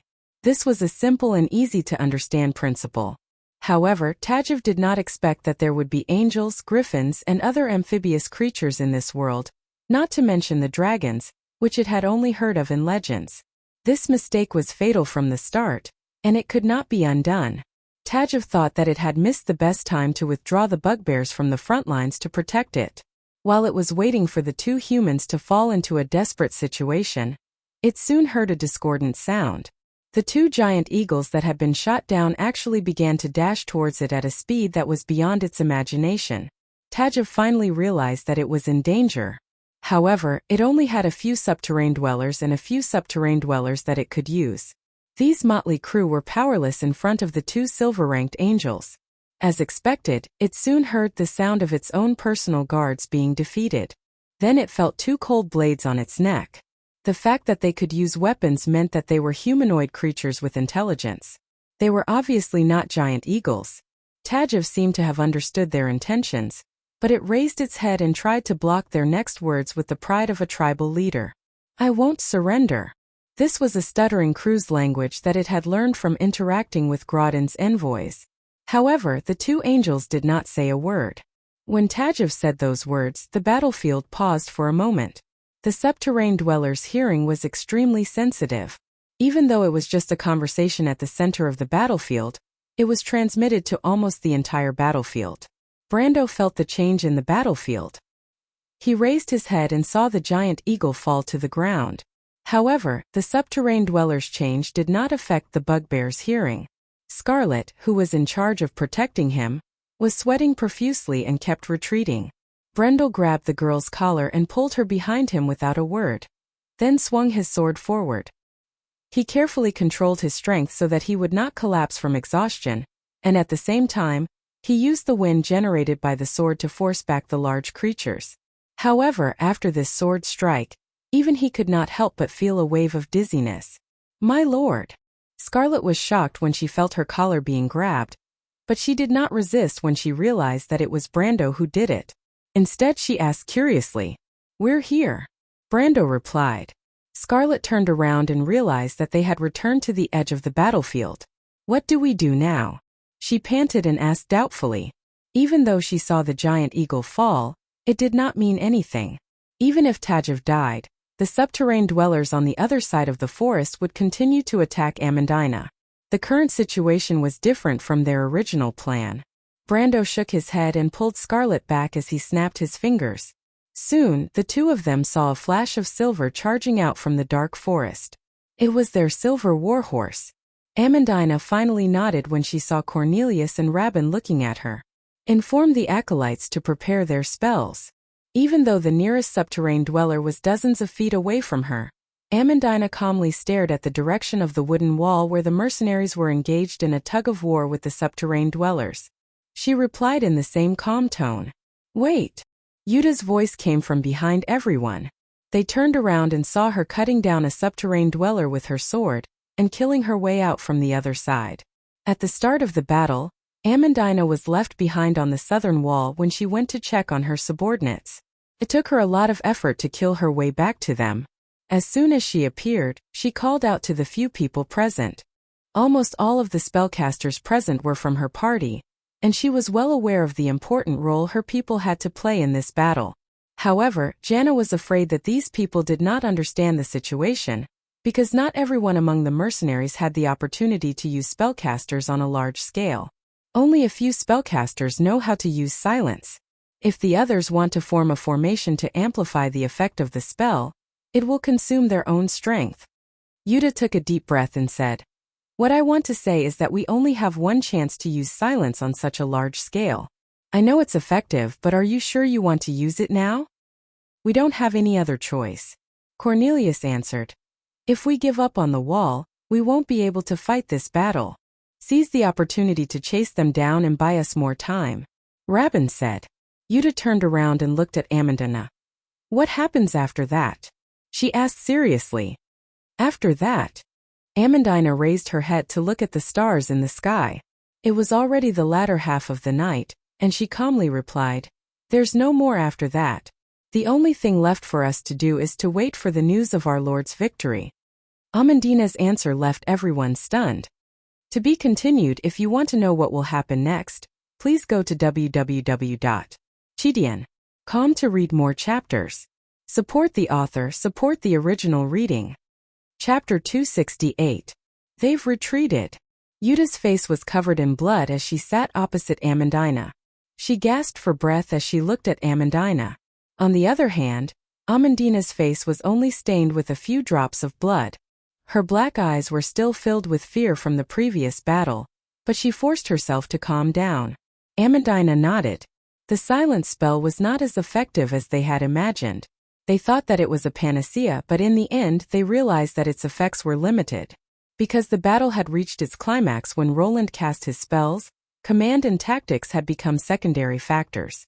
The subterrane dwellers were simply charging forward one after another, relying on their momentum to break through the humans' defense line. When the mercenaries discovered this, they almost missed the best opportunity. If it wasn't for Vern leading his men at the most critical moment and using their slight advantage to forcefully sweep the enemy off the wall, the consequences would have been unimaginable.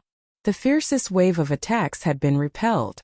The subterrane dwellers who suffered heavy losses finally realized that the casualties were unbearable. They retreated, but the danger from before left a lingering fear in everyone's hearts. The battlefield quieted down, and only the heavy breathing of the mercenaries behind the wooden walls could be heard. No one counted the casualties because it was unnecessary for the time being. Everyone understood that if there was no miracle before the next attack was launched, their chances were slim. They will come again. Rabin sat on the other side, his body aching.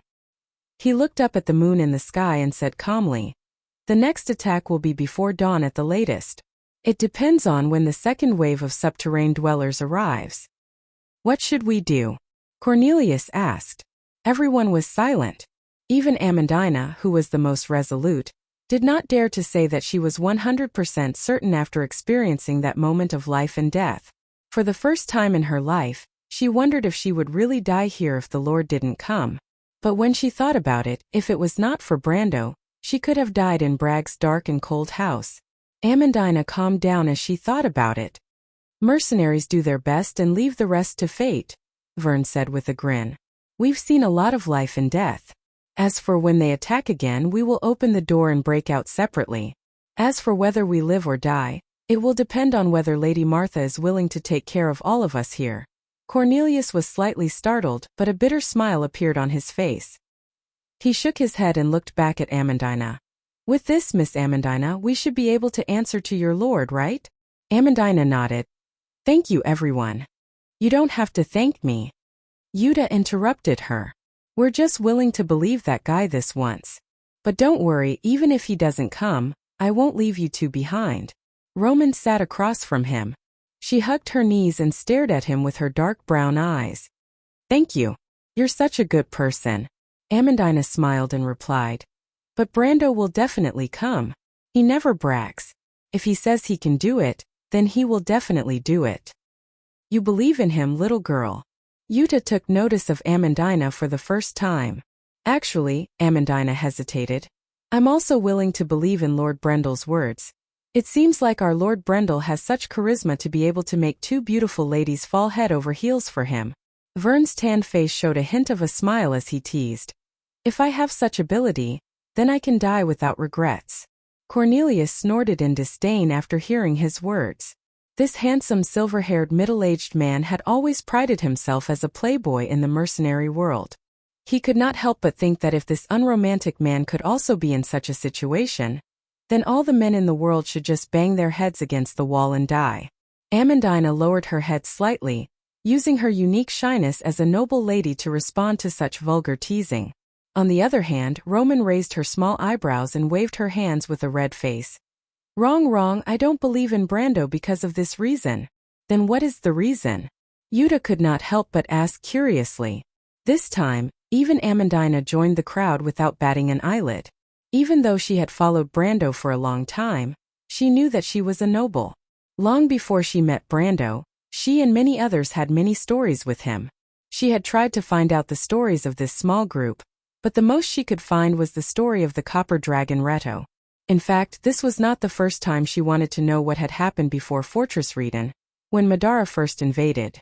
Her sharp intuition told her that there was more to this story, but it was just like Roman and Brando's background. Everything was a mystery that could not be solved. She only knew that there was another important woman in this group. From Brando's words, she knew that the woman was called Freya, and was currently far away from them. As for who she was and what she was doing, Brando had never told her, and she did not know where to start asking. You don't understand. Romaine's lips unconsciously curled into a slightly smug and mysterious smile, her eyes sparkling. When Brando brought me out of Butchie, I saw Brando's eyes and I knew that Brando had become a true man, because my aunt always told me that a true man is willing to take responsibility for his promises, so the little Roman must find a man who is willing to protect her. The Roman rubbed his hands as he replied slowly. Just because of that? Yuta was a little puzzled. Vern listened without saying a word. He just matched what the young lord had done to him. Cornelius was the only one who snorted in disdain. I've never seen a noble who could be considered a man in all the regions I visited. In fact, I'd give him a thumbs up if any of them had the guts to do so. His words received a lot of agreement from the surrounding mercenaries, but Amandina did not refute him. She only silently remembered the words Roman mentioned about Butchie. She raised her head and was about to say something, but at that moment, a mercenary rushed over from the other side of the wooden wall and interrupted their conversation. The newcomer brought bad news. Leaders, there seems to be movement in the forest. The scouts said that the subterranean dwellers are preparing to attack again. Everyone was shocked. So fast. The harmonious atmosphere from before disappeared without a trace. The scene was silent as the mercenaries looked at each other. A layer of dark clouds silently shrouded the top of everyone's head. Amandina had told them to wait for news of the young lord's victory, but now the dark clouds seemed to cover the moon, and there was not a trace of hope in the darkness. At this moment, even the noble daughter herself felt a little suffocated. But in the valley, the changes on the battlefield were out of the expectations of the subterranean dwellers. The metal stallion lightly leaped across the battlefield, and Shurqian was the first to jump down from its back. She landed lightly beside Tajiv and turned around at the same time. Her amber eyes reflected the subterranean dweller that had turned around on the battlefield and was charging towards them. Brando's angels blocked the subterranean dwellers that were charging at the front, and those that dared to get close were stabbed to the ground. Qian frowned and instinctively felt the urgency of the situation. She immediately placed her halberd on the neck of the subterranean dweller, who was lying on the ground. Make them surrender. I die, Tajiv stuttered in Cruz's language. You won't live. The cunning of the subterranean dweller was out of her expectations. She froze for a moment, then snorted coldly and pretended to be calm. Don't think that you're smart. Don't forget that we have the Pegasus. She pressed her halberd closer. I'll give you one more chance, make them stop attacking. Tajiv hesitated for a moment. Of course it was afraid of death, but things were not that simple, so it decided to take a gamble. If that's the case, please arrange for me to meet Lord Xia. Xia was a god in the subterranean dwellers' legends. It was rumored that it was a giant lizard that lived in the elemental plane of Earth. However, the players in Amber Room had already proven that it was just a mythical dragon-like creature, and had nothing to do with the gods. Don't think that I won't kill you. Qian was furious, and she couldn't help but kick the subterranean dweller. The kick was so heavy that it almost made the subterranean roll on the ground a few times. But this kick confirmed Tajiv's suspicions. It wasn't afraid at all. Instead, it patted the dust off its body and replied calmly, I think you can run away, but your companions in the forest. I'm afraid that they might not be safe, right? Qian was stunned. She didn't think that the subterranean dweller would be able to guess what they were thinking. But of course she couldn't admit it. Which power do you belong to? Brando asked. He looked down at the subterranean dweller from his horse. Tolan City or Dragon's Tongue City? His words immediately had an effect. Tajiv carefully shut its mouth. Even though it didn't have eyes, the subterranean dweller still subconsciously raised its head to look at the young lord. If its expression could be described, it would be an expression of fear towards a poisonous snake. Toland City and Dragon's Tongue City weren't famous in the underworld of Georgindy Ridge, but they were the archenemies of the subterranean dweller that Tajiv once belonged to. This meant that this young man was familiar with the underworld. Tajiv suddenly realized that its advantage had disappeared, as if a faint sense of superiority had been sucked out of its body. It couldn't help but reevaluate the two humans that it had always looked down on. For the first time it felt that they were on equal footing. But where did this young man come from? Why did he mention Toland City and Dragon's Tongue City? What did they have to do with the archenemies of its subterranean dweller? But ever since it left the underworld, it had nothing to do with its original subterranean dweller. In the underworld of Georgindy Ridge, it was very common for people to change their allegiance. It couldn't think of any reason why this young man would chase after it. To be continued. If you want to know what will happen next, please go to www.chidian.com. There are more chapters. Support the author, support the original reading. Chapter 269. The more Tajiv thought about it, the more it was in line with Brando's expectations. In fact, Brendel only wanted to scare the subterranean dweller to prevent it from getting too arrogant. Sioux Land and Dragon's Tongue City were near Tanajal's underground passage. Since the subterranean dweller appeared here, Brendel guessed that it must have come from these two places. These things were secrets to the humans on the surface of this era, but to him it was not a big deal. As far as I know, the subterranean creatures are not welcomed in the human world, Brendel said sternly after dealing a blow to Tajiv's arrogance. I don't want to interfere in your world. Tajiv lowered its tone. It was not lying. Although Tajiv did have an ambitious plan in the beginning, the human's weakness gave it an opportunity to take advantage of it. The subterranean dweller once wanted to expand its territory to Grodin's territory, but it gave up on that idea when it heard the news from outside the forest. It gradually understood the unfamiliar world outside, and finally found out that the ancient human kingdom called Erowin had millions of people. It was simply unimaginable. Even the weak human nobleman outside was called Grodin according to the human language. There were hundreds of thousands of people living in the land under his rule. Even so, he was just a nameless little overlord in this land. In Tajiv's mind, only the lords of powerful forces in the dark underworld of Georgindy Ridge could have so many people and slaves. For example, Sioux Land and Dragon's Tongue City, which Brando mentioned. The terrifying number of humans made Tajiv wake up from its shock. It immediately gave up on its original idea, or else it would not have accepted Grodin's offer to trade with him. Is that so? Brando did not accept its kindness. But it seems that your words are not consistent with your words. The forest you occupy is the sacred and inseparable land of the human since ancient times. He said it in a very habitual tone, but he immediately realized that there was a problem and changed his words. No, let me put it another way. These 4 sawmills are part of my entire wealth, and I don't intend to lend them to you for even a minute. Your wealth? Tajiv was surprised. It had seen Grodin once or twice, and it did not think that this young man was the legendary Count Randner. The battle outside had stopped, and the subterranean dwellers were not idiots. They could sense the change in attitude of their leader.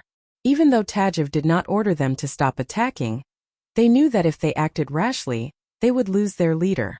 The 2 angels were also difficult to deal with. Yes, at least for now, Brando nodded. So what do you want to do now? The subterranean dweller lowered his head to show the blade on his neck as he stuttered. I'll give you 2 choices, Brendel replied. 1, go back to where you came from. Tajiv shook its head, and the dinovulture feathers on its body trembled. Was with the subterraneans, unless it was willing to join its original enemy's territory. Tajiv's its. What about the second choice? It asked. You and your subterrane are considered losers in the underworld. Even if you succeed, you will only serve the other dungeon lords. Brando seemed to be absent-minded. If that's the case, why don't you change your mindset and become my subjects? He paused for a moment. I know your rules.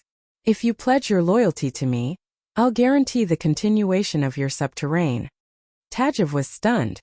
He could guess what the young man was thinking, but it was also unexpected.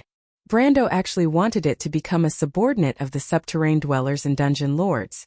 That was equivalent to selling the fate of its entire subterrane to the young man.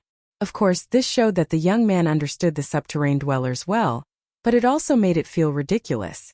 What right did he have to ask the subterranean dwellers to pledge their loyalty to him? Tajiv still looked down on humans, but it realized that if it didn't agree, it would be forced to return to the subterranean dwellers to face another choice. This was not something it was willing to accept. It could feel the slight movement of the young man's fingers. Perhaps the young man did not intend to let them return to the subterranean dwellers. If it refused, the blade would immediately fall on its body. It hesitated, and Brando allowed it to hesitate. Scarlet was the only one who did not say a word. She looked at the subterranean dweller that was covered in strange feathers, and then looked at her lord who was riding on his horse. Compared to the two of them, she was more worried. She was worried that if the subterranean dwellers refused, then what would her lord do? She knew better than anyone else that if Tajiv refused, Brando would not be able to stop the subterranean dwellers from attacking Amandina and the others. Even if they killed it, it would not be of any use. She did not think that Amandina and the mercenaries could last until dawn. Moreover, Brando said that they could last until dawn at most. Scarlet could not help but take a deep breath. She became a little nervous. Brando's hand did not move from the hilt of his sword. He did not loosen his grip at all. In fact, Tajiv's guess was not wrong. If it refused, then what awaited it was an unimaginable fate. He did not have as many worries as Scarlet because he had already planned this from the start. He had already prepared 100 wealth points in his treasury. If Tajiv refused, then it would be sealed as a card. Even though it was different in nature, the tribe would still submit to him in the end. Brando knew that he needed this strength. With these subterranean dwellers as his surprise troops, Lord Maxen and Lord Paulus would no longer be important. With 3,000 iron-ranked warriors, Tanajil would soon be left with only one voice. This was a story that Count Ranner would never be able to predict. But before that, the only variable was the answer that the subterranean dweller was about to give. Brando waited patiently for it to speak, but he was also feeling uneasy. Just like on this night, on this battlefield, at this moment Brendel seemed to see a path that extended forward in the darkness. The thorny path became so clear for the first time since he came to this world. It was the first time he felt that he had the ability to change the future and destiny. There's still a little bit left. The subterranean dweller finally raised its trembling head. Its dinovulture feathers quivered as if it had just made up its mind. Tajiv opened its mouth and said, "Let's go." At that moment the cool night breeze blew across the battlefield. The pine trees rustled, drowning out the words that could change the fate of Tanajil, and even the whole of Erewhon. The young man's expression softened. He nodded. "As long as you're sure." Then he added, "Because in fact, you will find that you have gained far more than you have lost." As the days passed, the city of Abes that had lost its lord after the chaos gradually calmed down. The market gradually regained its former peace. But in reality, more things had happened under the calm surface. For example, the mercenaries who participated in the battle for the lumber mill. No one could say for sure how they won that night. Especially the battle that was originally planned to take a week or more to end. But after dawn, it ushered in a dramatic turn of events. The subterranean dwellers not only retreated when they had the absolute advantage in terms of numbers and situation, but they also withdrew from the sawmill that they occupied and handed over their own territory to the subterranean dwellers. The only thing that changed about such a miraculous outcome was the impression that all the mercenaries had of the subterranean dwellers. After this battle, Brando became a mysterious and omnipotent figure in the hearts of the mercenaries. As for the other leaders, although they had their own doubts, they all expressed their unconditional allegiance to Brendel. But Brendel did not immediately split them up and reorganize them. On the contrary, he had more things to do right now. First was the lumber mill in the forest. After the residents of the Green Village moved in, the lumber mill had begun to provide Abes with a steady flow of wood. The restoration of the city walls had been put on the agenda. Another matter was to restore the life of the barren land of Abes. For example, when he returned to Abes, he made Amandina exempt from all taxes for 3 years. This news sounded unbelievable from the start. After all, it was natural for a lord to rely on taxes to support his army. However, Brando did not care about that little bit of profit. Only he knew what he wanted to do. It was not a problem for him to leisurely be a rich lord, but it was like a cup of water on a burning cart of firewood for the greater scheme. Rather than that, it was better to use it to pacify the people. Brando was aware of the hidden undercurrents in his territory. Before the battle with Grodin's 2 retainers, he was afraid that every citizen here would doubt how long he could stay here. He could not help but smile at the thought of it. He lifted his head from his desk. The desk was naturally Grodin's property, but the former lord spent a lot of time on it every month to deal with Tanajal's affairs. Perhaps only the heavens would know. At this moment, Brando heard a commotion outside the window. To be continued. If you want to know what will happen next, please go to www.chidian.com to read more chapters. Support the author, support the original reading. Chapter 270. The weather was slightly brighter in the morning, but the air was still chilly from the previous night. When the horses and men breathed, their mouths and noses were covered in a layer of frost. At this time of the year, one could already feel the presence of winter in Tanajal. The group of men and horses passed through a valley between 2 mountains. The forest around them was a cold black, as if it was an ink painting. Further away, the mountains behind the clouds were verdant.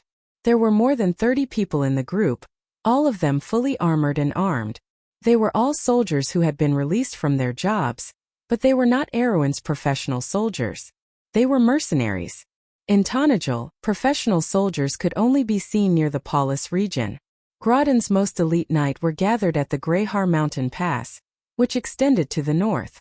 After passing through the valley, the small group of men and horses entered a small clearing surrounded by forests. There was another group of men there, and they were currently escorting a few young men who were sitting on the ground with their heads hung low. When the young men heard the noise, they raised their heads and saw the stern face of the middle-aged noble leading the group. Most of their faces were filled with fear and trepidation. Only the young man in the middle of the group remained calm, though he was a little annoyed. The middle-aged noble was riding on his favorite horse, Black Fox. It was tall and had a black mane as smooth as silk. It was one of the purest horses from the north. When he was young, this horse had accompanied him through life and death. Even though it was no longer as brave as it used to be, Lord Maxon still had a deep affection for it. He lowered his head and looked at the young men without saying a word. This man was Lord Maxon, and these men were his men. Lord Maxon had received news of the rebellion in Baron Abi's territory a few days ago, but he did not immediately take action. In Erewhon, if a retainer led an army into the Lord's territory without the Lord's orders, it was considered a rebellion.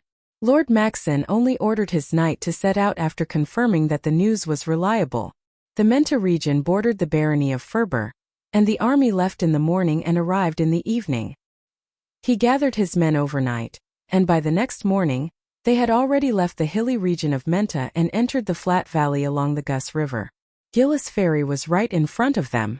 Earlier, the scouts had reported that the ferry was not occupied by the rioters. Many people in the town did not even know what had happened in Abes. On the other hand, the cavalry had already gone 10 miles into the coastal area, but they still didn't find any traces of the rioters. Lord Maxon wasn't too surprised. From the information he'd received, the ones involved in the riot in Abes were just a few mercenaries. These people were lawless to begin with and could do anything. These fellows, who were no different from bandits in his eyes, had most likely dispersed after a round of looting. As for further control of the ferry, they wouldn't do it unless they wanted to take over Ab's territory. Lord Maxon felt that he was overthinking things. The rioters were just a bunch of mercenaries who were obsessed with money. They wouldn't wait to be exterminated. He was originally worried that Madara was behind this since the undead army was still entrenched in the south. But now the situation was clear. This was just a riot. This was a relief to Ser Menta. However, his good mood didn't last long. A piece of news that annoyed him reached his ears through the mouths of his trusted aides. This was also the reason why he had brought more than 30 men with him to this forest. The young man in the middle of the crowd, clad in a light brown coat, with a sword at his hip, and sitting cross-legged on the ground, looking at him resembling the knight himself, was one of his youngest sons. This youngest son was his favorite out of his 3 sons. He was quick-witted and showed signs of talent from a young age. Lord Maxon had invested a lot of effort into him, but the latter didn't appreciate it. In his early years he idled around and didn't want to do anything serious. Later on, he was sent to Brother Mahala's territory to train in the hope that he would restrain his personality. But not only did his wish not come true, he even had some strange ideas after gaining some experience outside. The trusted aide had told him the whole story. When the rioters caught up to them, the young master planned to run away with his servants and attendants. Lord Maxon didn't know the exact reason, but when he saw the young men on the ground, he couldn't help but feel angry. "Speak," he asked from his horse, looking down at the young man. "What's the situation?" The young man sitting on the ground didn't seem to care about his prestige and raised his chin. "It's too boring, father." "Humph," Lord Maxon said in a low voice. "Didn't you want to experience war? I'll let you experience it once. But what's the situation now? You better explain it to me." "War? It's just a bunch of rioters. What kind of war is this?" The young man smiled and said with disdain. But then he raised his head and said seriously, "Father, did you know? It's rumored that Princess Griffine has returned to her territory and is gathering her knight." Lord Maxon was stunned. Even though he was a noble, his status was pitifully small. He had heard of the rumors in the north, but that was a banquet for important people. It had nothing to do with someone like him who couldn't even be considered a chess piece. "What does that have to do with you?" he asked. "Of course it does," the young man said excitedly. "The next battle will decide the fate of this country. I've already decided to throw myself into this magnificent history and follow Her Highness." Lord Maxon didn't expect his son to have such thoughts. He paused for a moment before saying, "You're dreaming. You've never left your home before, so how do you know where Her Highness is? What's the situation outside?" "I have my ways," the young man said confidently. Lord Maxon was helpless. He knew that the young man was smart since he was young, and he might be able to find a way. But he shook his head and said, "I don't care if you have a way or not, but you better think of a way to convince me first." "Father," the young man quickly stood up and said, "you can't keep me here either. Why don't you let me go out and make a name for myself? Staying in Tanajul and guarding the family's property for the rest of my life is the responsibility of your generation. As for me, a true knight should be able to make contributions in war." "War? Have you ever seen a war?" Lord Maxon couldn't help but mock. When he was young, he was also a knight who followed Grodin. Even though he hadn't personally fought in a war for many years, he still retained his vigilance even after many years. He didn't care about the war that the young man kept talking about as if it had a romantic tint to it. But he suddenly stopped talking. When he was training with Brother Mahalu, his youngest son had followed Lord Paulus to learn the art of war. Lord Paulus wasn't famous in Erewhon, but he could be considered a first-rate veteran in Tanajul. Lord Paulus commanded Grodin's most elite knights in the fortress at the northern edge of Mount Garahar. On one hand, they had to guard against attacks from other nobles, and on the other, they had to fight against the natives of the southern border of Tanajul. Compared to the professional bandits, the bandits in Tanajul were as docile as lambs. That was why Lord Paulus was the first person who appeared in everyone's mind. Lord Maxon remembered that his son had also participated in the war between the natives and the natives. His son's experience in battle wasn't much less than his own. He shook his head and said, "All right, I'll give you a chance to convince me." "What chance?" The young man's interest was piqued. "Be my assistant and let me see your performance. If you can do this job well, I'll naturally let you go." Lord Maxon obviously didn't have such intentions. It was just a stalling tactic. He didn't have time to tangle with the young man now, and he would have time to slowly deal with him after this war. Since this young man likes to fight, I'll just throw him into the hands of that fellow. Lord Maxon naturally thought of Lord Paulus. Even though it was rumored that Grodin's two most capable knights didn't have a good relationship with each other, Lord Maxon actually had a good personal relationship with them. However, the young man understood his father's thoughts. He rolled his blue eyes and smiled. "Father, they're just a bunch of rioters. Don't you think you're making a mountain out of a molehill by doing this?" Didn't you learn the art of war from Jormat for a long time?" Lord Maxon suddenly realized that this was a good idea. He wanted to find something to let the young man waste his excess energy. He thought of a piece of unreliable news he received recently and decided to add fuel to the fire. I heard that there's a young leader among the rioters. He's about the same age as you, but he's already a general of an army. On the other hand, you're always bragging about yourself, but you don't seem to have any amazing achievements.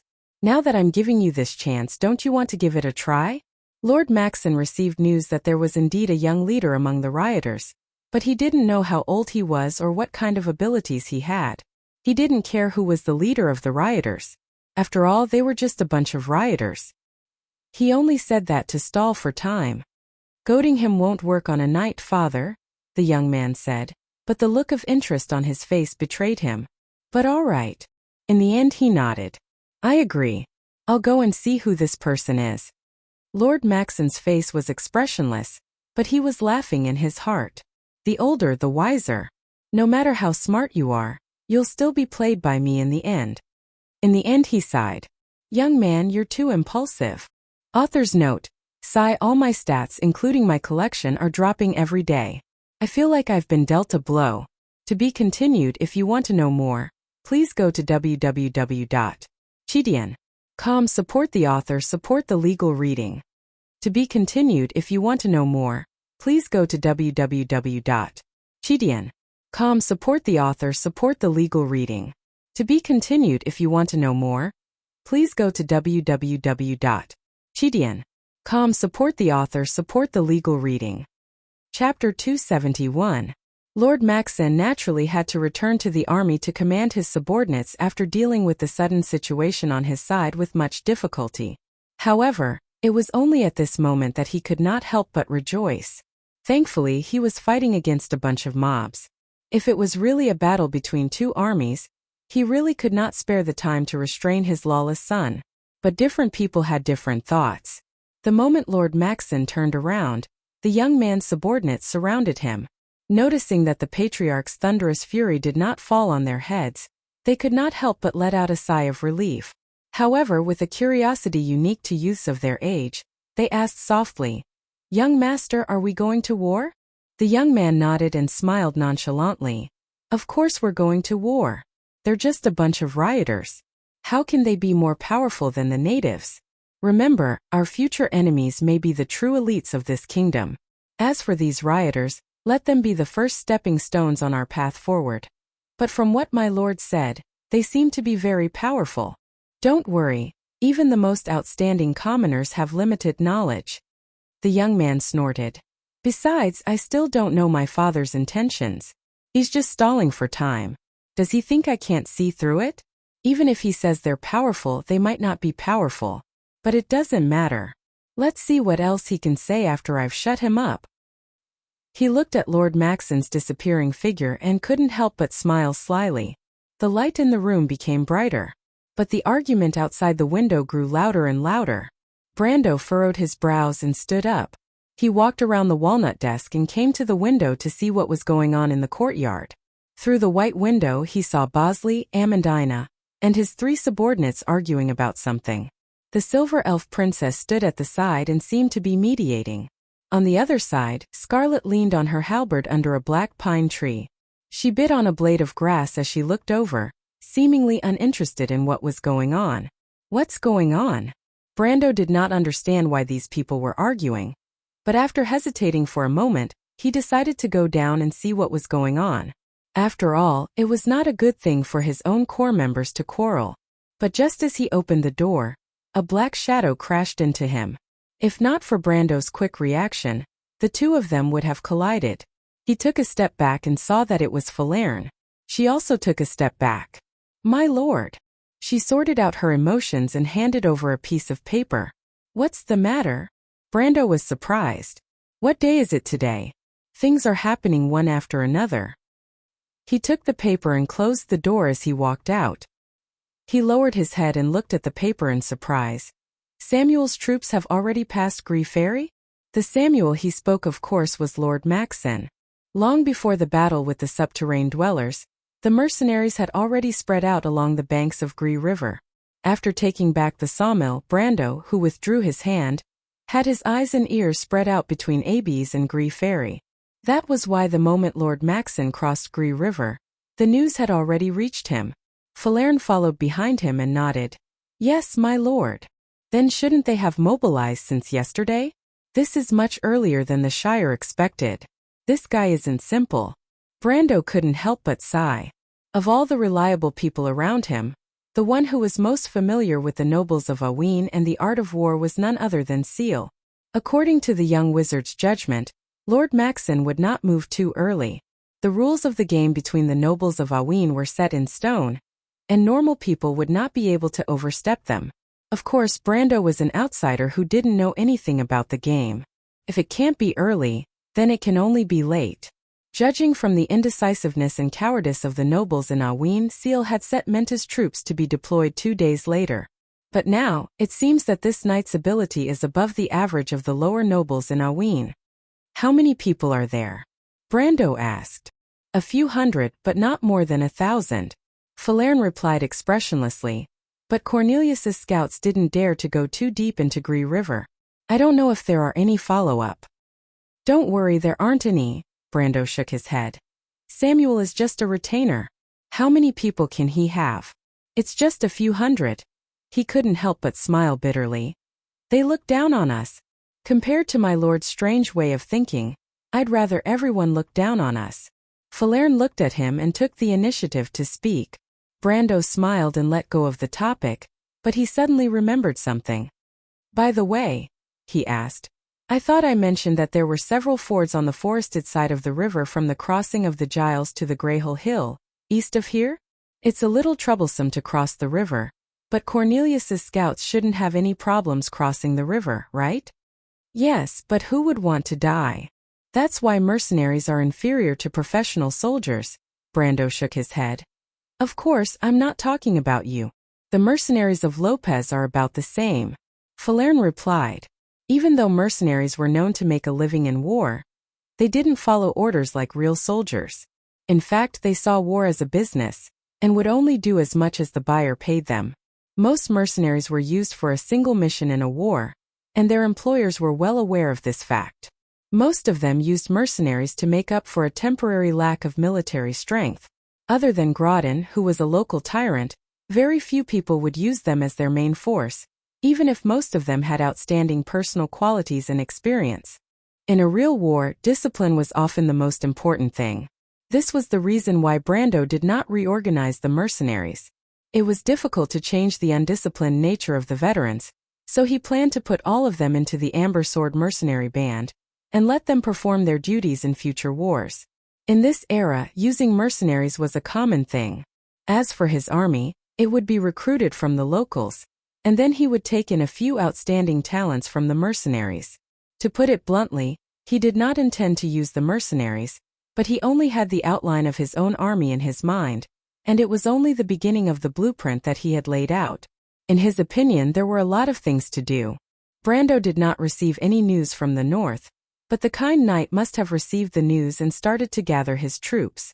With his loyalty to Grodin, the knight would definitely move his troops to them as soon as possible.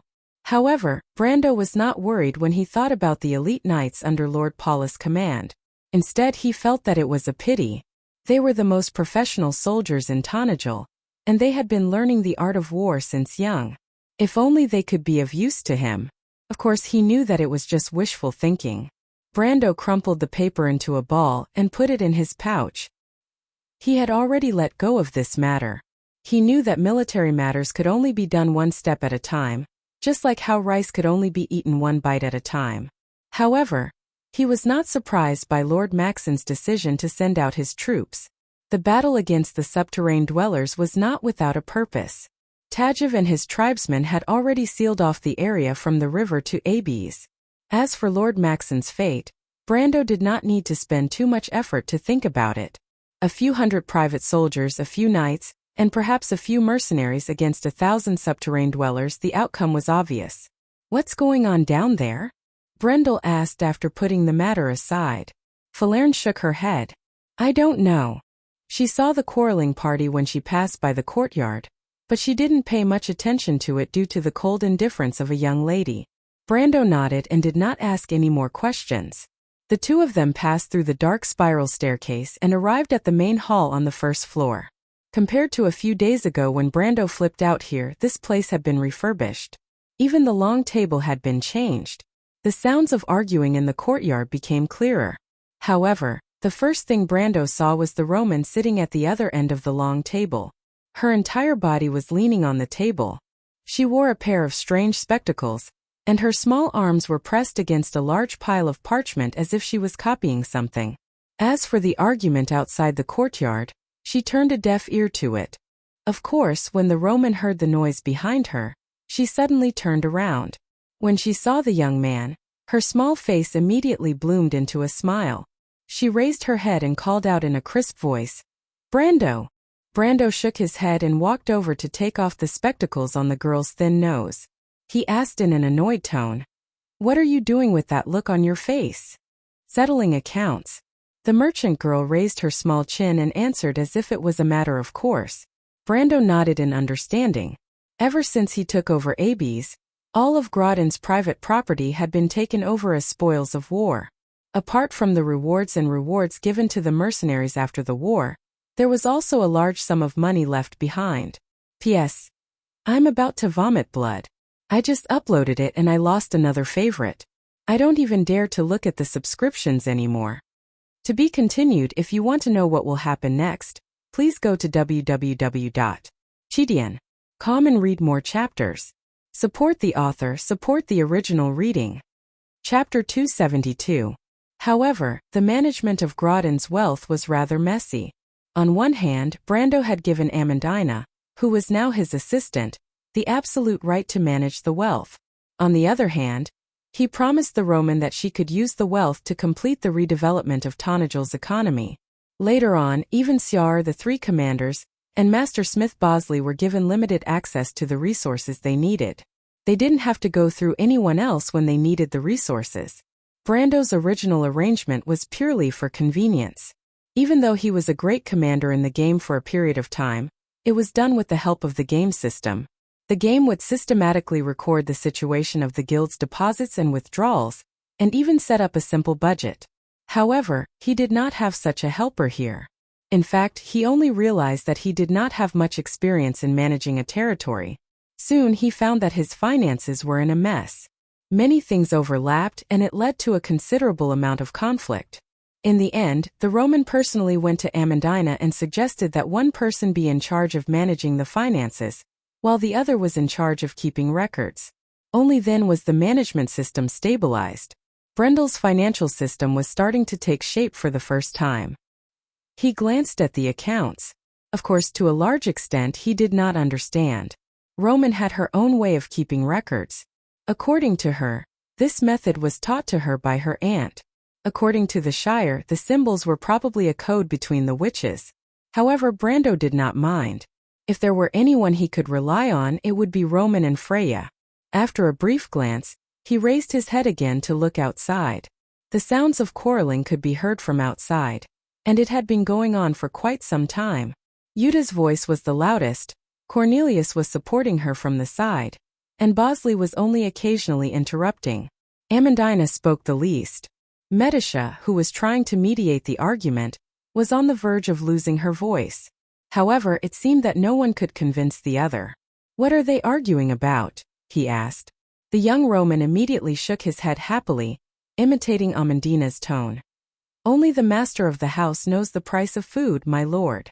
Brando was stunned. He had already vaguely guessed the core of the dispute outside. The dispute in the courtyard had been going on for quite some time. Amandina furrowed her brows as she looked at the people in front of her. Even though she maintained basic courtesy on the surface, she was actually annoyed to death. Of course, she would support the Lord's decision to establish his own army. She also knew that Brendel had given Janna, Rabin, the Nightsong Tiger, and Cornelius a mission. He wanted them to pick a few people from the citizens of Ferber and prepare to set up the framework for his future private army. But that was not the problem. Abyss had a population of nearly 15,000. The autumn harvest was over, and the grain reserves in the city were tight. It was just enough to last them until the next month of thunder. In other words, the extra mercenaries' rations could not be guaranteed. They had to rely on trade. On the other hand, Tanajil was going to face a large number of battles. During wartime, the soldiers' rations would be doubled. Not to mention that they had to reserve food for the next spring. The men and women who worked in the fields needed a large amount of food. When all these food shortages were added together, it was quite a big problem. The subterranean dwellers in the forest also needed food. Grodin did not care about how many people starved to death in his territory, but the subterranean dwellers could not. Moreover, if he wanted to further control AB's territory, the food shortage would be even more inconceivable. Amandina now knew that in the year of blooming flowers and summer leaves, the crops in the south of Awin were generally failing. One reason was because of the weather, and the other was because of Madara's invasion. Thus, they had to face another problem if they wanted to purchase food. This was because everyone knew that the war in the south had just ended, and the war in the north was about to break out. Erewhon's sky could be said to be filled with dark clouds. The consequences of the war was that the price of food would become more stable than precious metals. In other words, the price of food would rise, and it would not be just a little. As Erewhon's largest free trade port, the merchants of Ampere-Seal would not be unaware of the current situation. These unscrupulous merchants would not slow down even a little bit out of pity. They would only take the opportunity to drive up prices. Thus, the future of purchasing food was bleak. Amandina had rubbed her forehead many times because of this, but she still could not come up with a good solution. She had considered the silver mines in Schaflund, but as an assistant, she could only make suggestions when it came to military matters. If Brando rejected this suggestion, then she could only consider the problem from the perspective of the resources in her hands. Furthermore, she knew that Lord Maxon and Lord Paulus's army was right in front of her, and her lord would not be able to free himself for a while. In fact, even the Roman lady who always did things her own way had obediently delayed her own plans. But at this time, Yuta came to her to arrange for the recruitment of a private army. First of all, recruiting soldiers required money, especially at this time of the year. Secondly, the soldiers would also need rations, and if they had to train, then the shortage of rations would be even greater.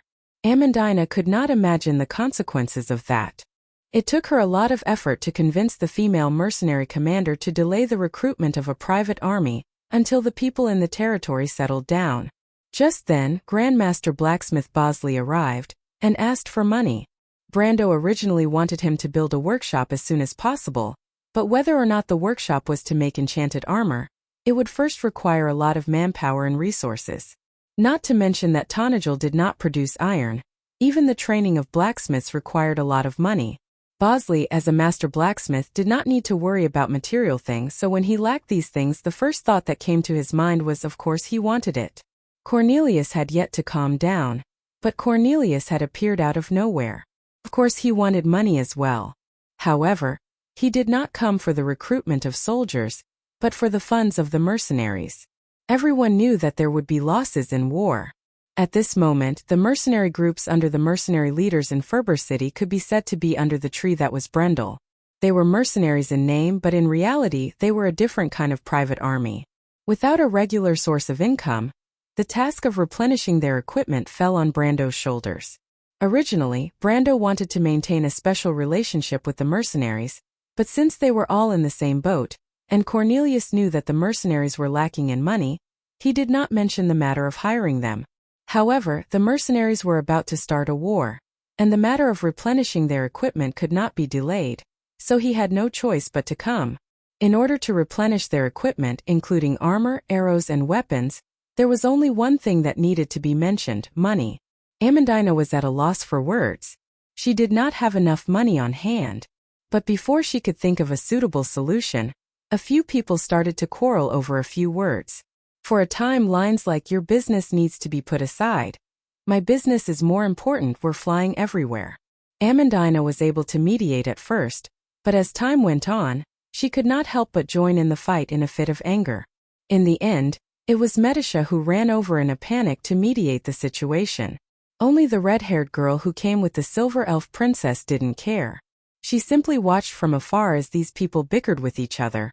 Feeling bored, the quarrel between the mercenaries had reached its climax. Jana had just finished listening to Bosley's sarcastic remarks. As a member of the royal faction, Bosley was a master craftsman who had been through a lot.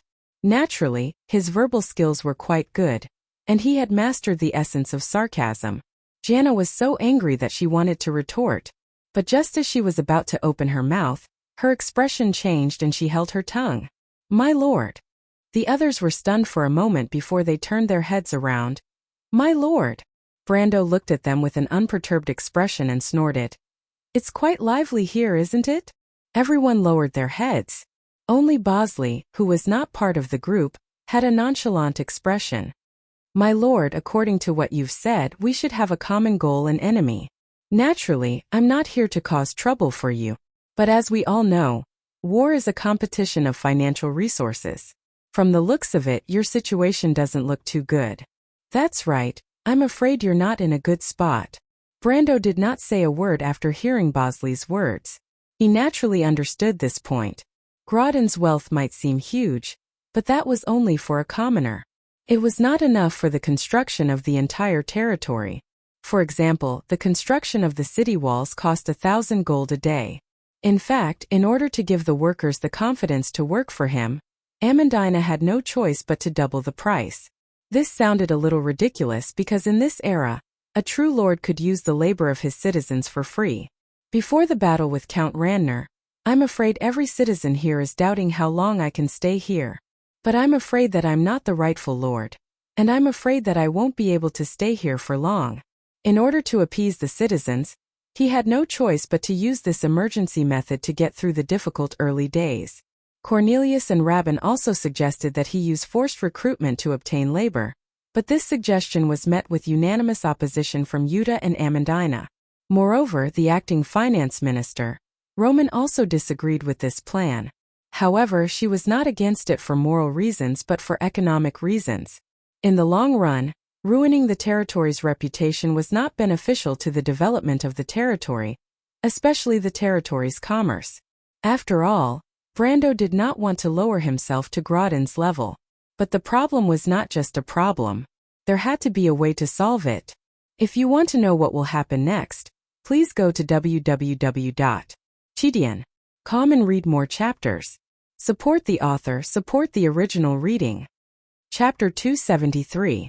Lord Maxon's army has arrived at Gar's Ferry. Brendel was silent for a moment, but when he opened his mouth it was this sentence. Everyone present was stunned, unable to react for a moment. Brando did not avoid Bosley's question, but the latter bowed slightly. "Since this has nothing to do with me, I'll take my leave, my lord." He followed the etiquette of Oween's nobles and placed his hand on his left chest as a sign of respect. He raised his head and reminded Brendel, "That may be the case, but my lord, I await your good news." With that, the old man walked out of the courtyard. "What's going on?" When Jana saw the detestable old man leave, she turned around and asked, "Why didn't we receive any news?" "The news was sent directly to the Nightsong Tiger," Brando replied and introduced the wild elf girl beside him. "This is Falerne, you all know her. Let her speak." Everyone's gaze fell upon the elven girl. Falerne's expression did not change. She raised her chin slightly and recited the current situation unhurriedly.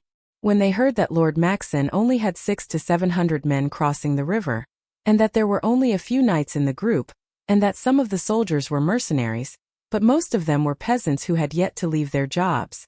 Everyone's expression turned strange when they heard that Lord Maxon only had 600 to 700 men crossing the river. "Wait, that bastard. There's no need for him to rush to his death." Yuta brushed her long red hair behind her neck and shook her head in confusion. "He only brought so few men. We can take them all down in one go." "Could it be a decoy?" Cornelius asked in a serious tone. "No, I think Lord Maxon didn't expect us to be so daring," Brando analyzed. "Grodin's most loyal knightsmen were killed in the battle with us in the inner city. The rest of his soldiers are just mercenaries and adventurers. After these people dispersed, do you think they would escape and report the news?" Everyone was silent. After all, abandoning one's master and running away was not a glorious act. Especially in this era, it was very likely that one would face the danger of being hanged. Naturally, no one would run away to do such a thing that did not have any benefits. Brando continued. So the information Lord Maxon and Lord Paulus might have come from other sources. For example, they might have heard bits and pieces of information from the refugees of Abes or even the barony. After that night, in order to prevent more people from escaping, we had already given the order to seal off the surroundings of Abes. When Amandina heard this, she continued, "Have your men set up layers upon layers of sentries within 10 miles of the city. As for whether Lord Maxon's spies will be able to sneak in, you know best." Yuta and Cornelius looked at each other. It was not that they were confident, but their subordinates were the most experienced mercenaries. These people weren't necessarily the best soldiers, but they were definitely the best hunters.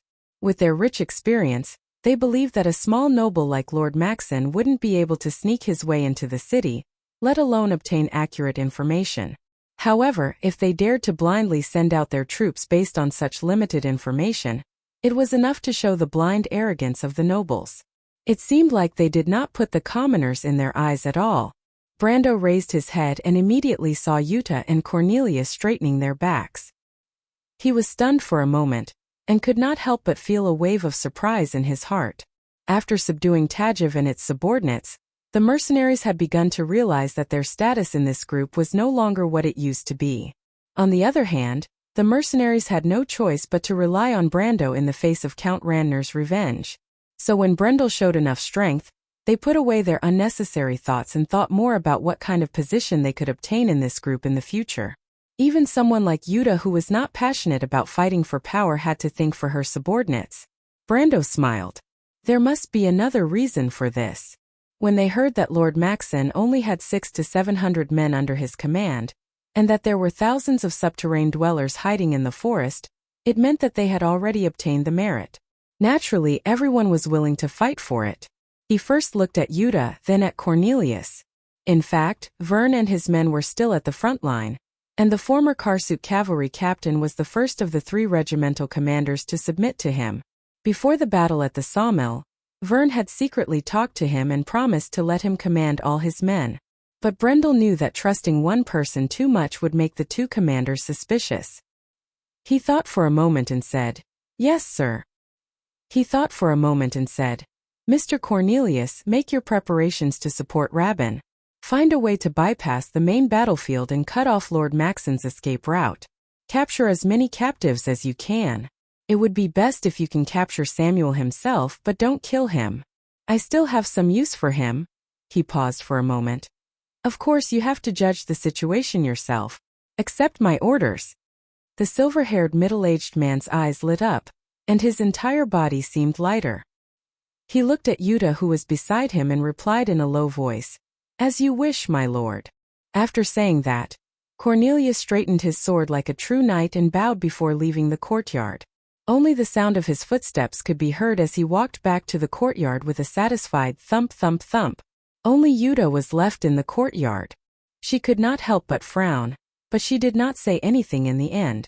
Medisha sighed in relief when she saw that the people who were arguing had left. She bowed slightly to Brando with the elven etiquette. "My lord." Brando nodded and looked at her. The noble lady on the side was obviously relieved. The few fellows who came to ask for money were all sent away by the Lord with just a few words. This made her feel as if a heavy burden had been lifted off her shoulders. But it was just a misconception. She did not feel relieved at all because the problem would not be solved by itself. Dragging it out was not a solution. "My lord, are we not going to the front lines?" She thought for a moment and asked while hugging the documents. "What's there to see?" Brando shook his head. He did not see any suspense in this battle. Moreover, the Nightsong Tiger, Rabin, and Cornelius were veterans, and it was much more effective than him going up alone. He knew that he was more suited to lead people into traps. That was his old profession, and he did not want to be a commander. Brando felt that being a lord was enough of a headache for him. As for other things, he would be lazy if he could. If he had the time, it would be better to solve more pressing problems. He turned around and asked, "How much money do we have?" "About 3.5 million Tor coins, and that's after taking into account Grodin's collection and the precious metals in his treasury." Amandina paused for a moment before she quickly replied. "But considering the time, it's not worth that much. In fact, we only have less than a third of this amount in cash. And my lord, Amandina said with a serious tone, the problem of food is urgent. As far as I know, Tanajal's annual output is only equal to its consumption. In other words, we do not have a single extra person, and we have to think of a way to feed them. As if she was afraid that Brando did not expect this, she reminded him. Mr. Reto is leading thousands of refugees in Port Gris. Brando did not forget this point and nodded. Amandina continued. Speaking of food, it is not a simple matter. First, we do not have a ship. There should be a ship in Port Gris, right? Medisha reminded in a low voice. Even though she was not familiar with the human world, she had recently studied Tanajal's geography in order to prepare for the war in the future. Let's not talk about the fact that we don't have full control over Port Gris, and it's just a fishing port. Amandina shook her head. There might be some merchant ships docked there, but if we want to rent them, it'll cost us a lot of money. Secondly, we cannot use all the money in our hands on one thing, and that is to delay everything that can be delayed. But at least half of it will be used for the upcoming war. To be honest, I do not know how long this situation will last, and Count Randner will definitely not let us have an easy time. Amandina sighed as she spoke. Not to mention that even though we control Abes in name, most of the barony of Abes is not under our control. We can say that we are in a difficult situation right now. Amandina hugged the documents in her hands. Compared to this, I would rather hide in the dark forest. Even the cleverest housewife cannot cook without rice, my lord. She looked at Brando with a resentful gaze. As for the Magitech laboratory that you promised me, Amandina has nothing to do with it, and it can be delayed. But Grandmaster Bosley looks like he can't wait any longer. Brando could not help but smile bitterly. He knew that Amandina did not mean that she had nothing to do with it, but that she had nothing to do with it for the time being. He also knew that Amandina was telling the truth. The autumn harvest in Tanajal was over, and the only way to solve the problem of food was through trade. But at the end of the day, they still lacked money. Therefore, the first thing he had to figure out was how to make money. He did have a sum of money in Brags, which was left behind by the Romans' first business deal. Before they left, they entrusted this sum of money to Reto's daughter, Sue, to manage. If there were no problems, this sum of money would be at least a few 100,000 Tor coins. But with Count Randner's territory between Trentheim and Grinoires, I can't count on this money. I have to think of another way to solve this problem. The first thing he thought of was naturally Shaftran's silver mine. If you want to know what will happen next, please go to www.chidian.com and read more chapters. Support the author, support the original reading. Chapter 274. Shaflan's silver mine came from the rich silver reserves under Mount Greyhar. This mine extended from the Kalenga Mountains to Tanajal. It was only a small part of the Black Forest, but it was enough to benefit Erwin greatly. In fact, the real silver mine was in Tobadlin Castle, east of Mount Greyhar on the southern shore of Green Lake. As for Shaflan's silver mine, it was only at the end of this vein. Tanajal's backwater was not just for show. Amandina, tell me about Shaflan's situation, Brando asked. Amandina's eyes lit up. My lord wants to make a move on the silver mine. She immediately replied. My lord, Shafland has always been one of the most important sources of income in Tanajal. During the year of the cave beasts, the previous lord built a fort here to mine and transport silver. But after that, the town of Shafland slowly became what it is today. The year of the cave beasts? Brando calculated in his mind. That was almost 30 years ago. Amandina nodded. Currently, the highest authority in this town is an adjutant and a clerk. But I found out that these two people do not report to Grodin. They are directly appointed by Count Randner. Therefore, although this silver mine produces nearly 15 tons of silver every year, our Lord Baron doesn't really get much of it. Grodin is a really useless lord. Brando could not help but sympathize with the pitiful creature. So you're asking me to touch Count Randner's cheese, Amandina? He smiled faintly. Amandina smiled back. Didn't you already touch it, my lord? Brando turned his head and saw Yuta looking at him. He noticed that even though she still maintained a reserved expression, there was a hint of anxiety in her green eyes. Seeing that Rabin and Cornelius had been appointed, Yuta did not want her people to be betrayed in the end. Even though the young lord seemed amiable, she had dealt with many nobles both big and small. In her heart, she maintained the necessary disdain and suspicion for these fellows. Even if it was just a little, she knew how despicable these people could be when they turned hostile. Yuta pleaded with a hoarse voice. "My lord, please let me take over Schaflund. I know the situation there. There are only 100 soldiers stationed in the mine." She pressed her hand against her chest. "My men and I have more than enough to take over this place." But Brando said, "But Schaflund is too close to Paulus. I'm afraid that our other knight is eyeing it. Even if we attack it, we will not be able to control it in a short amount of time." Amandina was speechless. "Can't we think of a way? Even the subterranean dwellers can't use it?" Amandina asked. "Or do you not trust them?" "It's not that I don't trust them," Brando thought. He had sworn an oath to Tajiv, and the subterranean dwellers would not dare to go against it. But the purpose of taking over Schaflund was to open up the mine. If Paulus harassed them from time to time, no one would be able to stand it. "How big is the shortage of food?" he asked. "We are short of 17,000 bushels." Amandina replied. Most of the units in the Amber Sword use the English system, and this world also used it. This made Brando feel extremely uncomfortable. But in terms of grain, a bushel was about 27 kilograms. He roughly calculated and found that the shortage was close to 500,000 kilograms. This was not a small number. Including our men, how long can the territory last with the amount of food in ABs? Amandina frowned slightly. "My lord, if we calculate based on the data, it can last for 2 months. But considering that there are still some food in the territory that has not been counted, it will take no more than 3 months. So there is a shortage of close to 2 months? Amandina nodded. Brando thought for a moment. That's fine. First, recruit soldiers from the citizens as usual. Also, if Bosley wants land, people, and money, give them to him. The same goes for Yuta and Rabin. But the Magicite workshop will have to be delayed. Amandina nodded again. She was just bringing it up. After all, Tanajul did not produce amber ores. The Romans' plan will also have to be delayed. Brando said again. The Roman's voice came from the back of the hall. Of course, Brando. There is no point in doing that now. Amandina did not sound dispirited. Also, we have to at least ensure that the next battle can be fought. As for the budget, you can decide for yourself. Of course, you know that the only requirement is that we don't get chased into the dark forest in the end. The girls present couldn't help but smile when they heard his words. Amandina rubbed her forehead.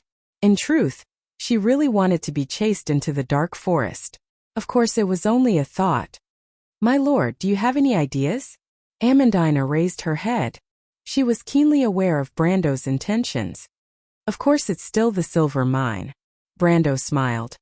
With such a large piece of cheese in front of us, there is no reason for us not to touch it, is there? But? Medisha seemed to have thought of something. Are you saying that we should change the method, my lord? The silver fairy princess raised her head. Her silver eyes flashed with a hint of understanding, and her eyebrows raised slightly. Brando looked at her with praise. Yes, you and Scarlet will make a trip with me. We will meet with Count Ranner's subordinates.